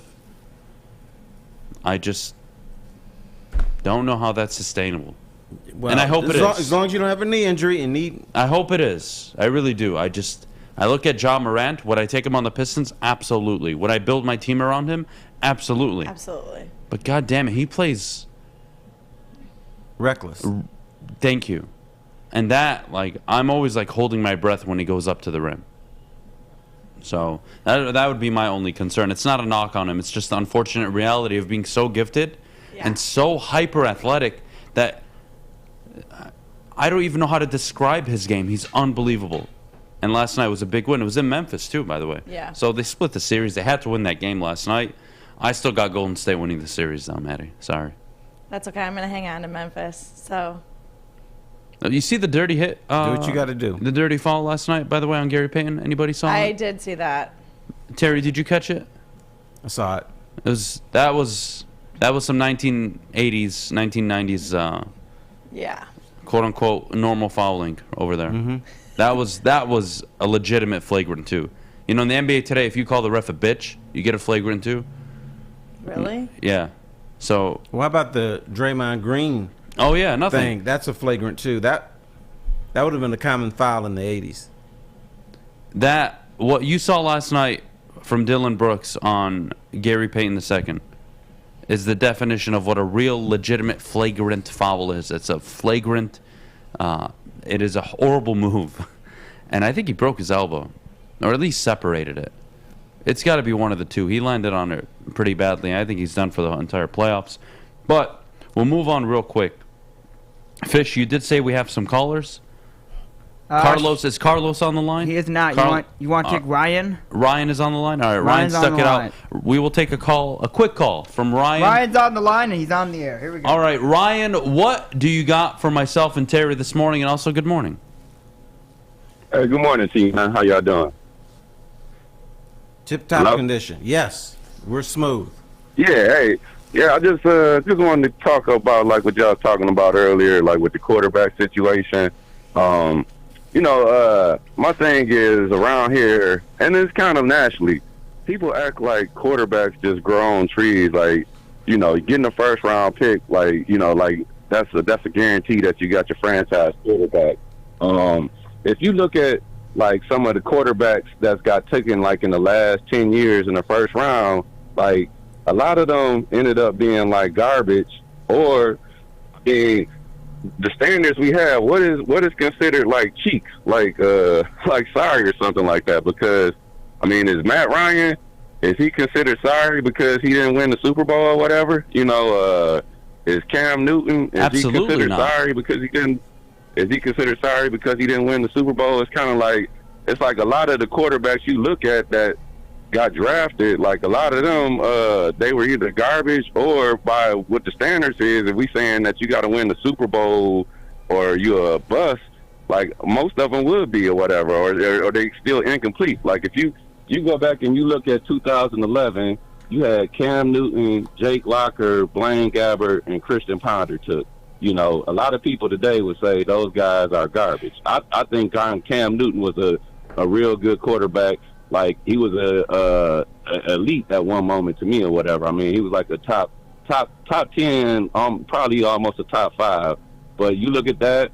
I mean, you look at Andrew Luck, Robert Griffin III, Ryan Tannehill, Brandon Weeden. Most people, other than like maybe Andrew Luck, and even people would be out on him a little bit, would say those were like busts or whatever. I mean, you go to the next draft, first round pick, the Bills took E.J. Emanuel. I mean, they wasted that pick or whatever. I mean, you can keep going. Blake Bortles, the next year, Blake Bortles, Johnny Manziel, Teddy Bridgewater. Ryan, you're making such an excellent point this morning. And this is, again, why people should be happy Jared Goff is here. You have till the end of the 2024 season, Ryan, to figure out and address, hey, this is the guy. And I believe Brad Holmes is more than capable of doing it. And again, you have till 2024, Ryan, to say, that's the guy. And if you miss, cool, Jared Goff is still here. There's no need to move off of him until this kid is proven. Does that make sense? Exactly. That's what I totally agree. I feel they're in a great position because, I mean, his contract is going to come off the books in a few years, and they got a couple years to evaluate him and evaluate another quarterback if they take one, and they don't necessarily have to take one. Like, people think that you have to always draft a quarterback. You can build your team and evaluate the rest of your team, and then if you think quarterback is the weakest position, you can do like Tampa Bay did. You can do like Denver just did. You can do like, Cleveland did. You can make a trade or get guys through free agency. Like, if you think that's the weakest position, like if we go, or the Rams, if you think like if we just a quarterback away, we can just go ahead and cut our ties, and we can get a veteran that's already proven himself. Like, we already see. But in order to do that, you've got to build a team. Tom Brady wasn't going to Tampa because of the weather. He went down there because he thought he could win. So, exactly. I mean, Tom Brady wasn't coming to the Lions. None of these guys are coming to the Lions as previously built. But if you build a team, and that's the number one thing, and that's why you don't take a flyer on a quarterback that you're not sure of, because you've wasted a draft pick on somebody where you could have maybe got a better offensive lineman or an edge rusher or a linebacker. You've wasted a pick. But if you build a roster and people say, hey, you know what? I don't have to be great to win there. I think I might go there. I might take the Lions' money. So that's why it's so important not to take a quarterback just for the hell of it. Exactly. And I think one of the things, I've been watching the Lions for about 30-plus years, basically since Barry's rookie year. One of the things they do, too, is they make that mistake of trying to get, like, the young guy. That's what they made the mistake with Scott Mitchell.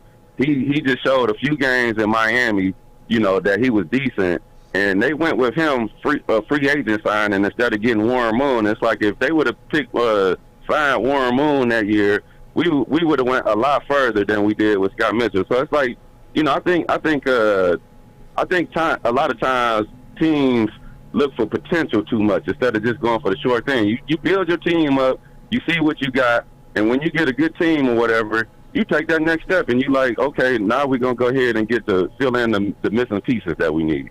Right. Another thing with Scott Mitchell, they pissed off Barry Sanders, who was your franchise guy then. So that was really a double-edged sword, and maybe, Warren Moon would have been better. I tell you another guy that they passed up on who was willing to come here was, and maybe he wasn't the right guy, but was Cunningham back in the day. He was willing to come to the Lions, but they were, like, not interested. There's been a bunch of people that wanted to come here, and the Lions said no. We're under the assumption that people say, nah, I'm not coming to Detroit. But there have been some circumstances where coaches, Bill Parcells, Denny Green, were willing to come here, and the Lions said, nah, we're good. We got Marty Morningweg, so don't bother. Absolutely. Yeah, Ryan, exactly. Ryan, thank you so much. What a call. You are awesome. Hell of an insight, by the way. Great insight this morning. We really appreciate that. And, I'll talk to y'all again some other time. Hell yeah, anytime. You're more than welcome, bro. Mm-hmm. That was a good call. Yes, sir. That was a very good call. We need to head to break. When we get back, Ryan Tannehill says, no, I'm not interested in mentoring Malik Willis. It's not my job. So Terry and I will get into that. But before we do, I need to tell you about our good friends over at Sticker Genius. They're the official sticker partner of the Woodward Sports Network. And when it comes to stickers and signage, think Sticker Genius. They revamped and rewrapped the entire Woodward Sports studio. And along that, they have all the custom sticker and signage needs that you need for your business or personal life. Who knows? And outside of Sticker Genius, Maddie, could you tell everybody at home about our good friends over at Cintron? Yes, our friends at Cintron, they make the best drinks. If you haven't had their energy drinks yet, make sure you try it. They've got regular, sugar-free, and cranberry available for you. It is now the summer of Cintron. They are available at your local Kroger, and they've got a deal going on right now. It's 2 for just $4. That's an absolute steal. Cintron is the new energy drink for the active lifestyle. Drink it, live it with Cintron. Hi, I'm Kay Cunningham. I'm proud to partner with Hall Financial, the mortgage company known for 5-star service. Don't just take my word for it. Check out their 5,000 5-star reviews for yourself. Go to callhallfirst.com and get started with your 5-star experience today. Cintron is the official energy drink of the Red Wings, proud partners of the Detroit Pistons, and exclusively served at Little Caesars Arena. If you're looking for premium ingredients, long-lasting energy, balanced hydration, essential vitamins, and great taste, Cintron is your top choice. Hi, my diamonds. It's Crystal with an X. You want to get hot and perfect like me? Here's my super easy routine. Drink at least a gallon of water before you wake up. Attach a weight to everything in your house. Hello? Sell your car and just sprint everywhere. Scream when you exhale. Don't follow Crystal with an X. Do your own thing at Planet Fitness with tons of equipment and free fitness training in our clean and spacious clubs. Join now for just $10 a month and cancel anytime. Detroit has the best sports fans in the world. That's why they deserve the best sports coverage in the world. We are the Woodward Sports Network. It is 9:37 in the morning, and as you know, it's never too early to talk about what you're having for lunch. Wing Snob has fresh, juicy, hormone-free chicken, and they have the absolute best traditional wings. Try out their signature sauces, lemon pepper or Jamaican jerk. Their wings are tossed to perfection in any sauce that you may choose. When the wings are this good, you're allowed to be a snob. Order online now at wingsnob.com. Wing Snob, we just have better wings. Wings and football, ooh-wee, how do you not? I love it, Fish. Fish gets the vibe. Terry? Yes, sir. Ryan Tannehill comes out yesterday, says, it's not my job to mentor Malik Willis. Keep in mind, Malik Willis is a third-round pick. He wasn't a first-round pick work. It's causing controversy. I didn't understand Ryan's aggressiveness, but I also understood that where his mind is we just lost a game to the eventual AFC champions. And a game we probably should have won, considering we got after their quarterback 8 times, picked him off a few times. But I, myself, Ryan Tannehill, threw 3 interceptions. And I threw a costly interception that allowed Cincinnati to go down and win the game. So I think he's still in, like, I'm thinking about a championship, and you guys are talking to me about mentoring a quarterback. Maybe that's where he was coming from. I thought it was extremely unprovoked. But he's worried about himself. It doesn't matter if Malik Willis is a first round, a third round, or 5th round pick. He's in the same quarterback room as Ryan Tannehill. And a lot of these guys are looking out for themselves. I want to keep my job. I'm not going to teach you how to be better than me, because I want to get paid. I have a very short shelf life, and it becomes a selfish thing, but I understand it. Because, like I said, athletes have short shelf lives, and although they say the team, number one is you, then the team, when a guy like Tannehill says something like this. But there's a lot of athletes, and the whole mentality, my job is to show up, practice, play games, and go home. I'm not here to manage your team. I'm not here to mentor backups. I'm here to do my thing and then go home and try to do the best I can. And he's not the only one. They asked Jared Goff a similar question. If a rookie quarterback came in for the Lions, would you be willing to mentor him? And he kind of hem and hawed and wasn't really down for the cause. Because now I'm supposed to mentor my replacement. Hell no. I'm not doing that. Brett Favre refused. He did too, right. He said, F you.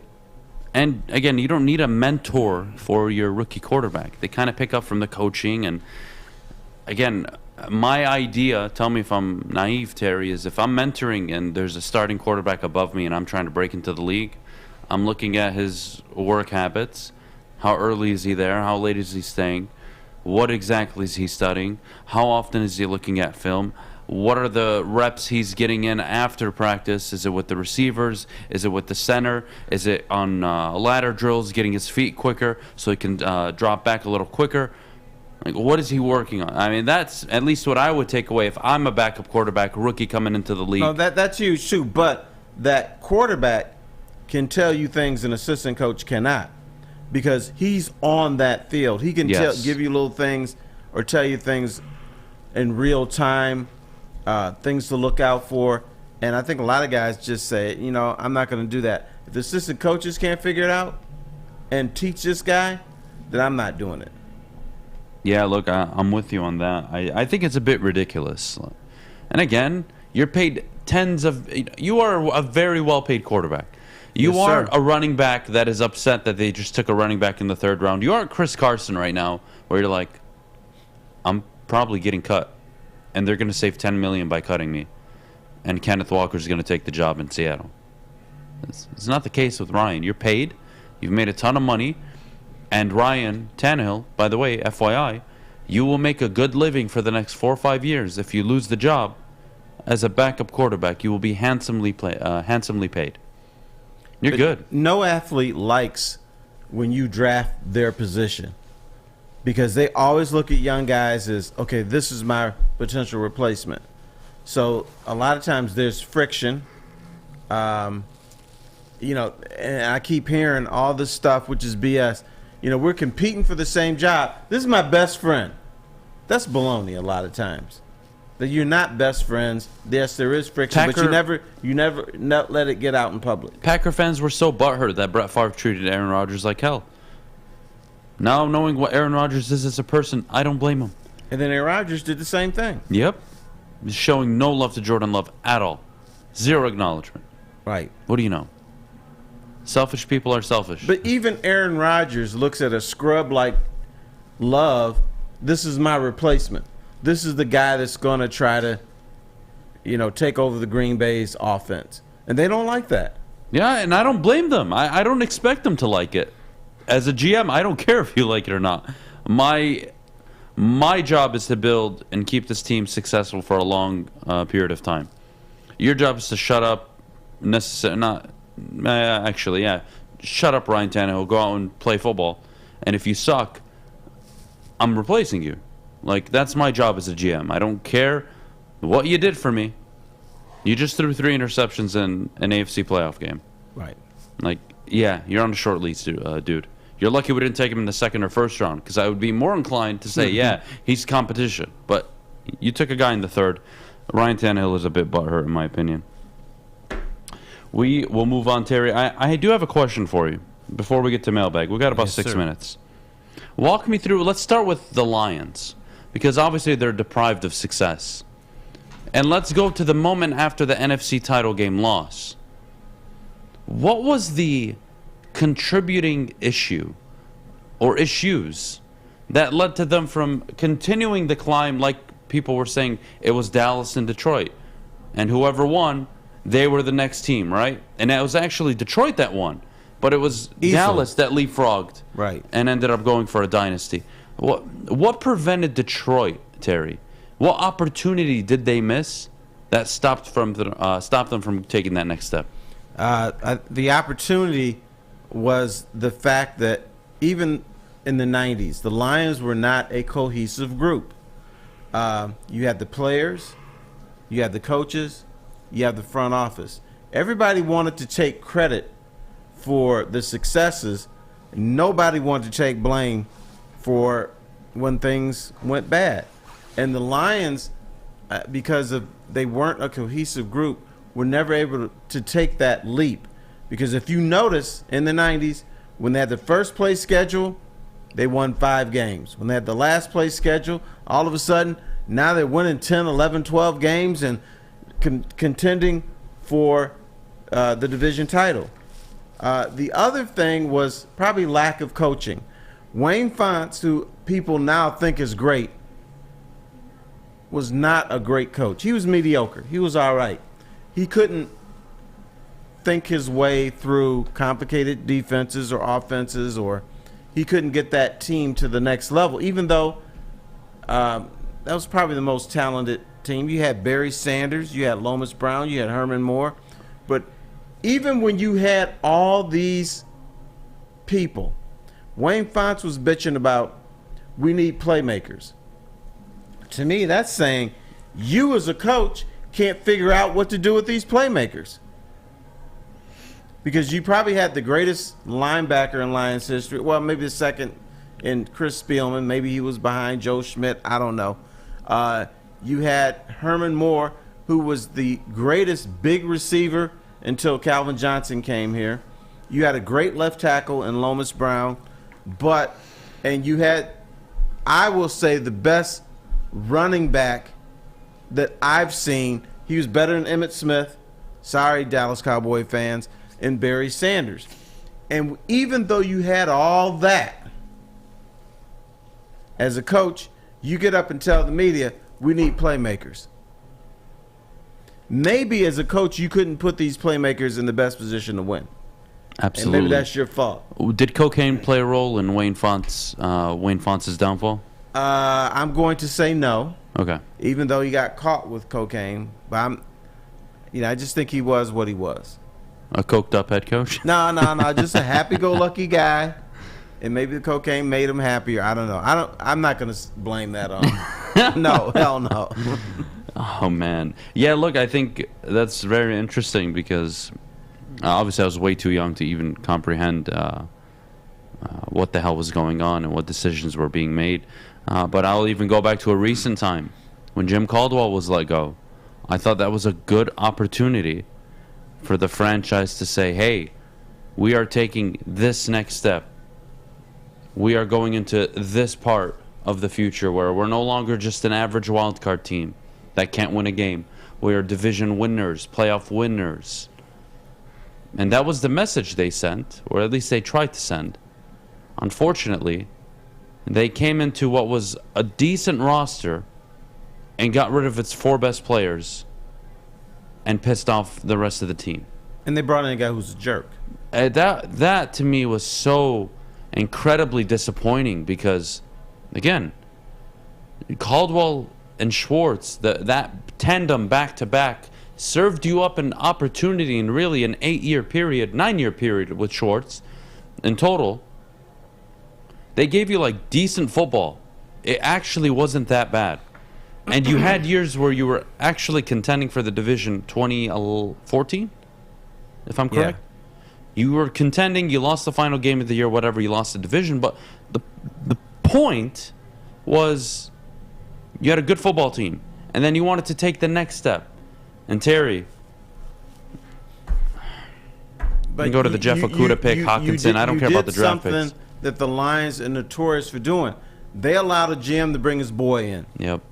They made their own mistake that they made with the former GMs, right? Former executive of football operations. They've been doing it for the longest time, and they accepted their GM to do it, which, again, obviously is a big mistake in hindsight. But and the other thing the Lions do, let's bring in a players coach and then a disciplinarian. Players coach and a disciplinarian. Rather than saying, who's the best coach out there for this team? They always got to go flip-flop. It's like when it's sort of like the U.S. government. When the Democratic president is in charge, we got to go to the Republican Senate and House. And then when a Republican is the president, then we got to go Democratic in the Senate and the House. That's what the Lions do. Discipline, tough ass. Hard, soft guy, tough, hard ass. And the other thing is the Lions under Wayne Fontes were never accused of being a tough football team. And people laugh when I say this, but it's true. He used to have popsicle breaks for the guys. How do you not? I have zero words for that. I really do. Is that a bad thing that they have popsicle breaks? It is embarrassing. It's embarrassing. We are going to go. Yes. We'll be right back. They have water breaks. Popsicle Not popsicle. breaks? Popsicle. Just think. Jesus. Look at the optics. Yeah. I'm practicing that, and I got purple around my lips. I well, can't. That's your fault. You got to go to the sink and wash it off. I can't even fathom. Maddie, what the hell's going on over the weekends? I'm so, whatever, lost. Let me tell you, Big Boy has brought back their signature buffet on the weekends from 8 a.m. to 2 p.m. at your local Big Boy. Enjoy your favorites. They've got eggs, bacon, sausage, grits, mushrooms, Redskins, potatoes. They've got it all, and it is delicious. Make sure to head on over to your local Big Boy every weekend from 8 a.m. to 2 p.m. At Wing Snob, staying humble's not our forte. We just have better wings. We're back at it again with our crispy golden brown fries and our famous boneless wings. Juicy, tender, hormone-free chicken. Your favorite signature sauces with no bone. Just when you thought Wing Snob couldn't get any better. Order online at wingsnob.com today. Wing Snob. We just have better wings. Fellas, let's be honest. We like things to be easy. We like simple stuff, like sports 7 days a week. We like things uncomplicated, like Lady Jane's Haircuts for Men. Open 10 to 8, 7 days a week. Walk in anytime. Sign in, sit down, watch your favorite team play, and before you know it, your hair will be game ready. Open 10 to 8, 7 days a week. Walk in anytime. Lady Jane's Haircuts for Men. It's wicked awesome. Woodward Avenue, the first paved road in America. Woodward Sports, The first sports network born in Detroit. and made for Detroit. All right, guys, if you are looking to stay safe and have peace of mind, look no further than Guardian Alarm. Whether you're at home or on the road, their 24/7 local monitoring makes sure what's important to you is safe. Call 1-800-STAY-OUT for peace of mind. That's right, you heard fish. 1-800-STAY-OUT right now and let them know that Woodward Sports sent you. Or Germany or Mexico or wherever. All right, guys, it is mailbag time. Get your questions in the chat. Adam, do you see a question you would like to start with? I do. We'll start with Jonathan Anton. Would you be opposed to trading for a quarterback next year with a first-round pick, or get a quarterback on a rookie deal? So trading for a quarterback for a first-round pick or drafting one. I would rather draft one. Who the hell am I getting for a first-round pick? Baker? Who am I trading for in the NFL right now that's available that I could get for a first-round pick?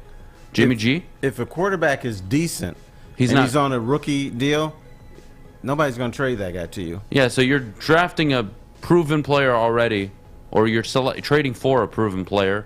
And if I'm a franchise, if I'm offering you my quarterback, that should let you know everything about him. I would never give up my quarterback if he was the guy. So I'd rather draft one. We'll start there. No. That's probably going to be your only option. Because let's look at it from another franchise's perspective. I got a quarterback on a rookie deal. This guy is good. I'm not trading him. Why would I trade him to you? I wouldn't do that. The hell if I know, Terry. So you got to take the chance, if you want to call it, or the gamble on a rookie quarterback. All right. Yeah, you got to go for the rookie quarterback. You got to go for the contract. There's way too much upside. Excuse me. Let's see what other questions we have. Matthew Osterman. Who do you want the next Red Wings head coach to be? Selfishly, Sergei Fedorov. They just won the championship out in Russia. Congratulations. Into existence months ago. That was not even a report until we said it. It was a bit fictional on our end, but it was more wishful thinking. But damn it, we're taking credit for it now. Sergei Fedorov, the next head coach. But obviously there's that Swedish guy. I forget his name. It built like a goddamn brick house. Brick. Yeah, it looks like he's the guy that's the favorite. At least Red Wings fans online are clamoring for him. But I'd like to see Sergei. That'd be awesome. I'm not sure if I'm willing to go there. He's 1 year coach in Russia, and he probably had a stacked team in the first place. So, I'd really have to study him. And they won it in 7 games. So, Doesn't matter. I need to see what the circumstances because I think he had a stacked team. So, not willing to go. I'd like to see Barry Trotz, but he's under contract. You tell me you don't watch the Russian Hockey League? No. Ugh, Terry I don't. Foster. I thought you were better than this. Sorry. NHL a bus. Ugh. Maybe CCHA. Not the OHL? No. Ugh. Sorry. All right, fair enough. Next question in the chat. Now that the NFL draft is over, what free agent still on the market would you want the Lions to sign today? Now, I don't think there's a guy on the market I'm interested in. I'm pretty happy with the team right now. I'm not adding any more. Maybe prove-it deals for if you want to address linebacker, if you want to bring another back to camp, but I'm not signing any top-end free agent that's available right now. It's just not happening. I am not an NFL free agent guy. So that's my downfall. I don't believe in these free agents that all the fans want unless I'm right there and I need a piece to win a championship. Other than that, I'll let him go. Because one, it's a young man's league. B, and I'm going to say this forever. When you pay a guy, and I'm talking about big, and I'm talking about mid-level, but when you pay a guy high-level free agent, 9 times out of 10, you are paying him for what he did 4 years ago. You're not paying him for what he's going to do for the next 3 or 4 years because usually he's old, he's fat, he's content. You know, he's sitting up in bed looking at his little championship ring, and he's not willing to sacrifice to win a second one. So I'm going to pass on all free agents. That's just me. Bam. All right, Adam, I have a question for you guys. So with Cinco de Mayo tomorrow, I got tequila on the brain. Shocker. Mm-hmm. Michael Jordan and LeBron James Tequila Companies are finalists for the same award. Who do we think will win? I didn't even know they had tequila companies. Yes, they do. They LeBron James is like a huge one. It's newer. Yeah? So I've never heard of Michael Jordan's. I don't care about LeBron It literally James. is on Twitter, and it's like, will this settle the MJ and LeBron debate? You know what, guys? Here, I'll tell you what. We'll settle the LeBron MJ debate. All right, with tequila. When Michael Jordan hit we his should do prime. a taste test tomorrow of both You of should their do a tequilas. taste test. I'll do it on the show. Can you even? Where can you buy this? I mean, At the store. Probably online. I never not even in the heard liquor of store, it. no. Haven't seen it. I go to stores. I'll do a taste test on the show tomorrow. I'll let you know who the winner is. Okay, I'll join you. Maddie's not showing up to work, and neither is Terry tomorrow. So, guys, get ready for a solo show tomorrow. No, I'll be here. Me and Alex? I might be like this. Whatever Just 2 you shots. say, Adam, that's fine with me. All right, this question is from Jesse Adams. If you could pick a 3-man/woman team, 2 movie characters, 1 real person to join you in the Hunger Games, what would it be? What the hell's the Hunger Games? You know what the Hunger Games? Oh my! It's like a No. It's you're okay good. that he doesn't know what okay. the Hunger Games Okay, is. I thought we were gonna blast him. It's The like a only book reason I know is because of my dog. series. I never watched it or read the Yeah, I books. never watched so. it. It's where you. But So what hear is it, like about a it. bunch of hungry people and they have to like survive to eat? No. You get killed. Yeah, Oh, murder. it's like you have to go through a competition. Yeah. If you don't win, you dead. Nice. I like that. And I never would have heard of it if it wasn't for Celine, because she's into that. And I happened to glance. Oh, this is interesting. She said, "Oh yeah, Dad, this is the Hunger Games. Isn't it great?" And I'm like, "Nah, not really. It's kind of morbid." Yeah, you've heard of it. I haven't watched Right, it. But but you have to have somebody who's smart, May the 4th be with you guys. athletic, and an ass. I don't know. May the 4th be with all of you. We are out of here for I the do day. not. To all of you live in the YouTube chat right now, drop a like before you leave. We appreciate it. Thank you so much for spending your morning I do not. with myself, Terry, Maddie, Fish, and Alex. Thank you so much again. Everybody have a great rest of your Wednesday. We love you. Happy Hump Day. Hump Day. Cinco de Mayo Cinco de tomorrow. Mayo tomorrow. I'm bringing tacos, I think, in the morning. Are you really? That sounds like I can't believe they're watching that.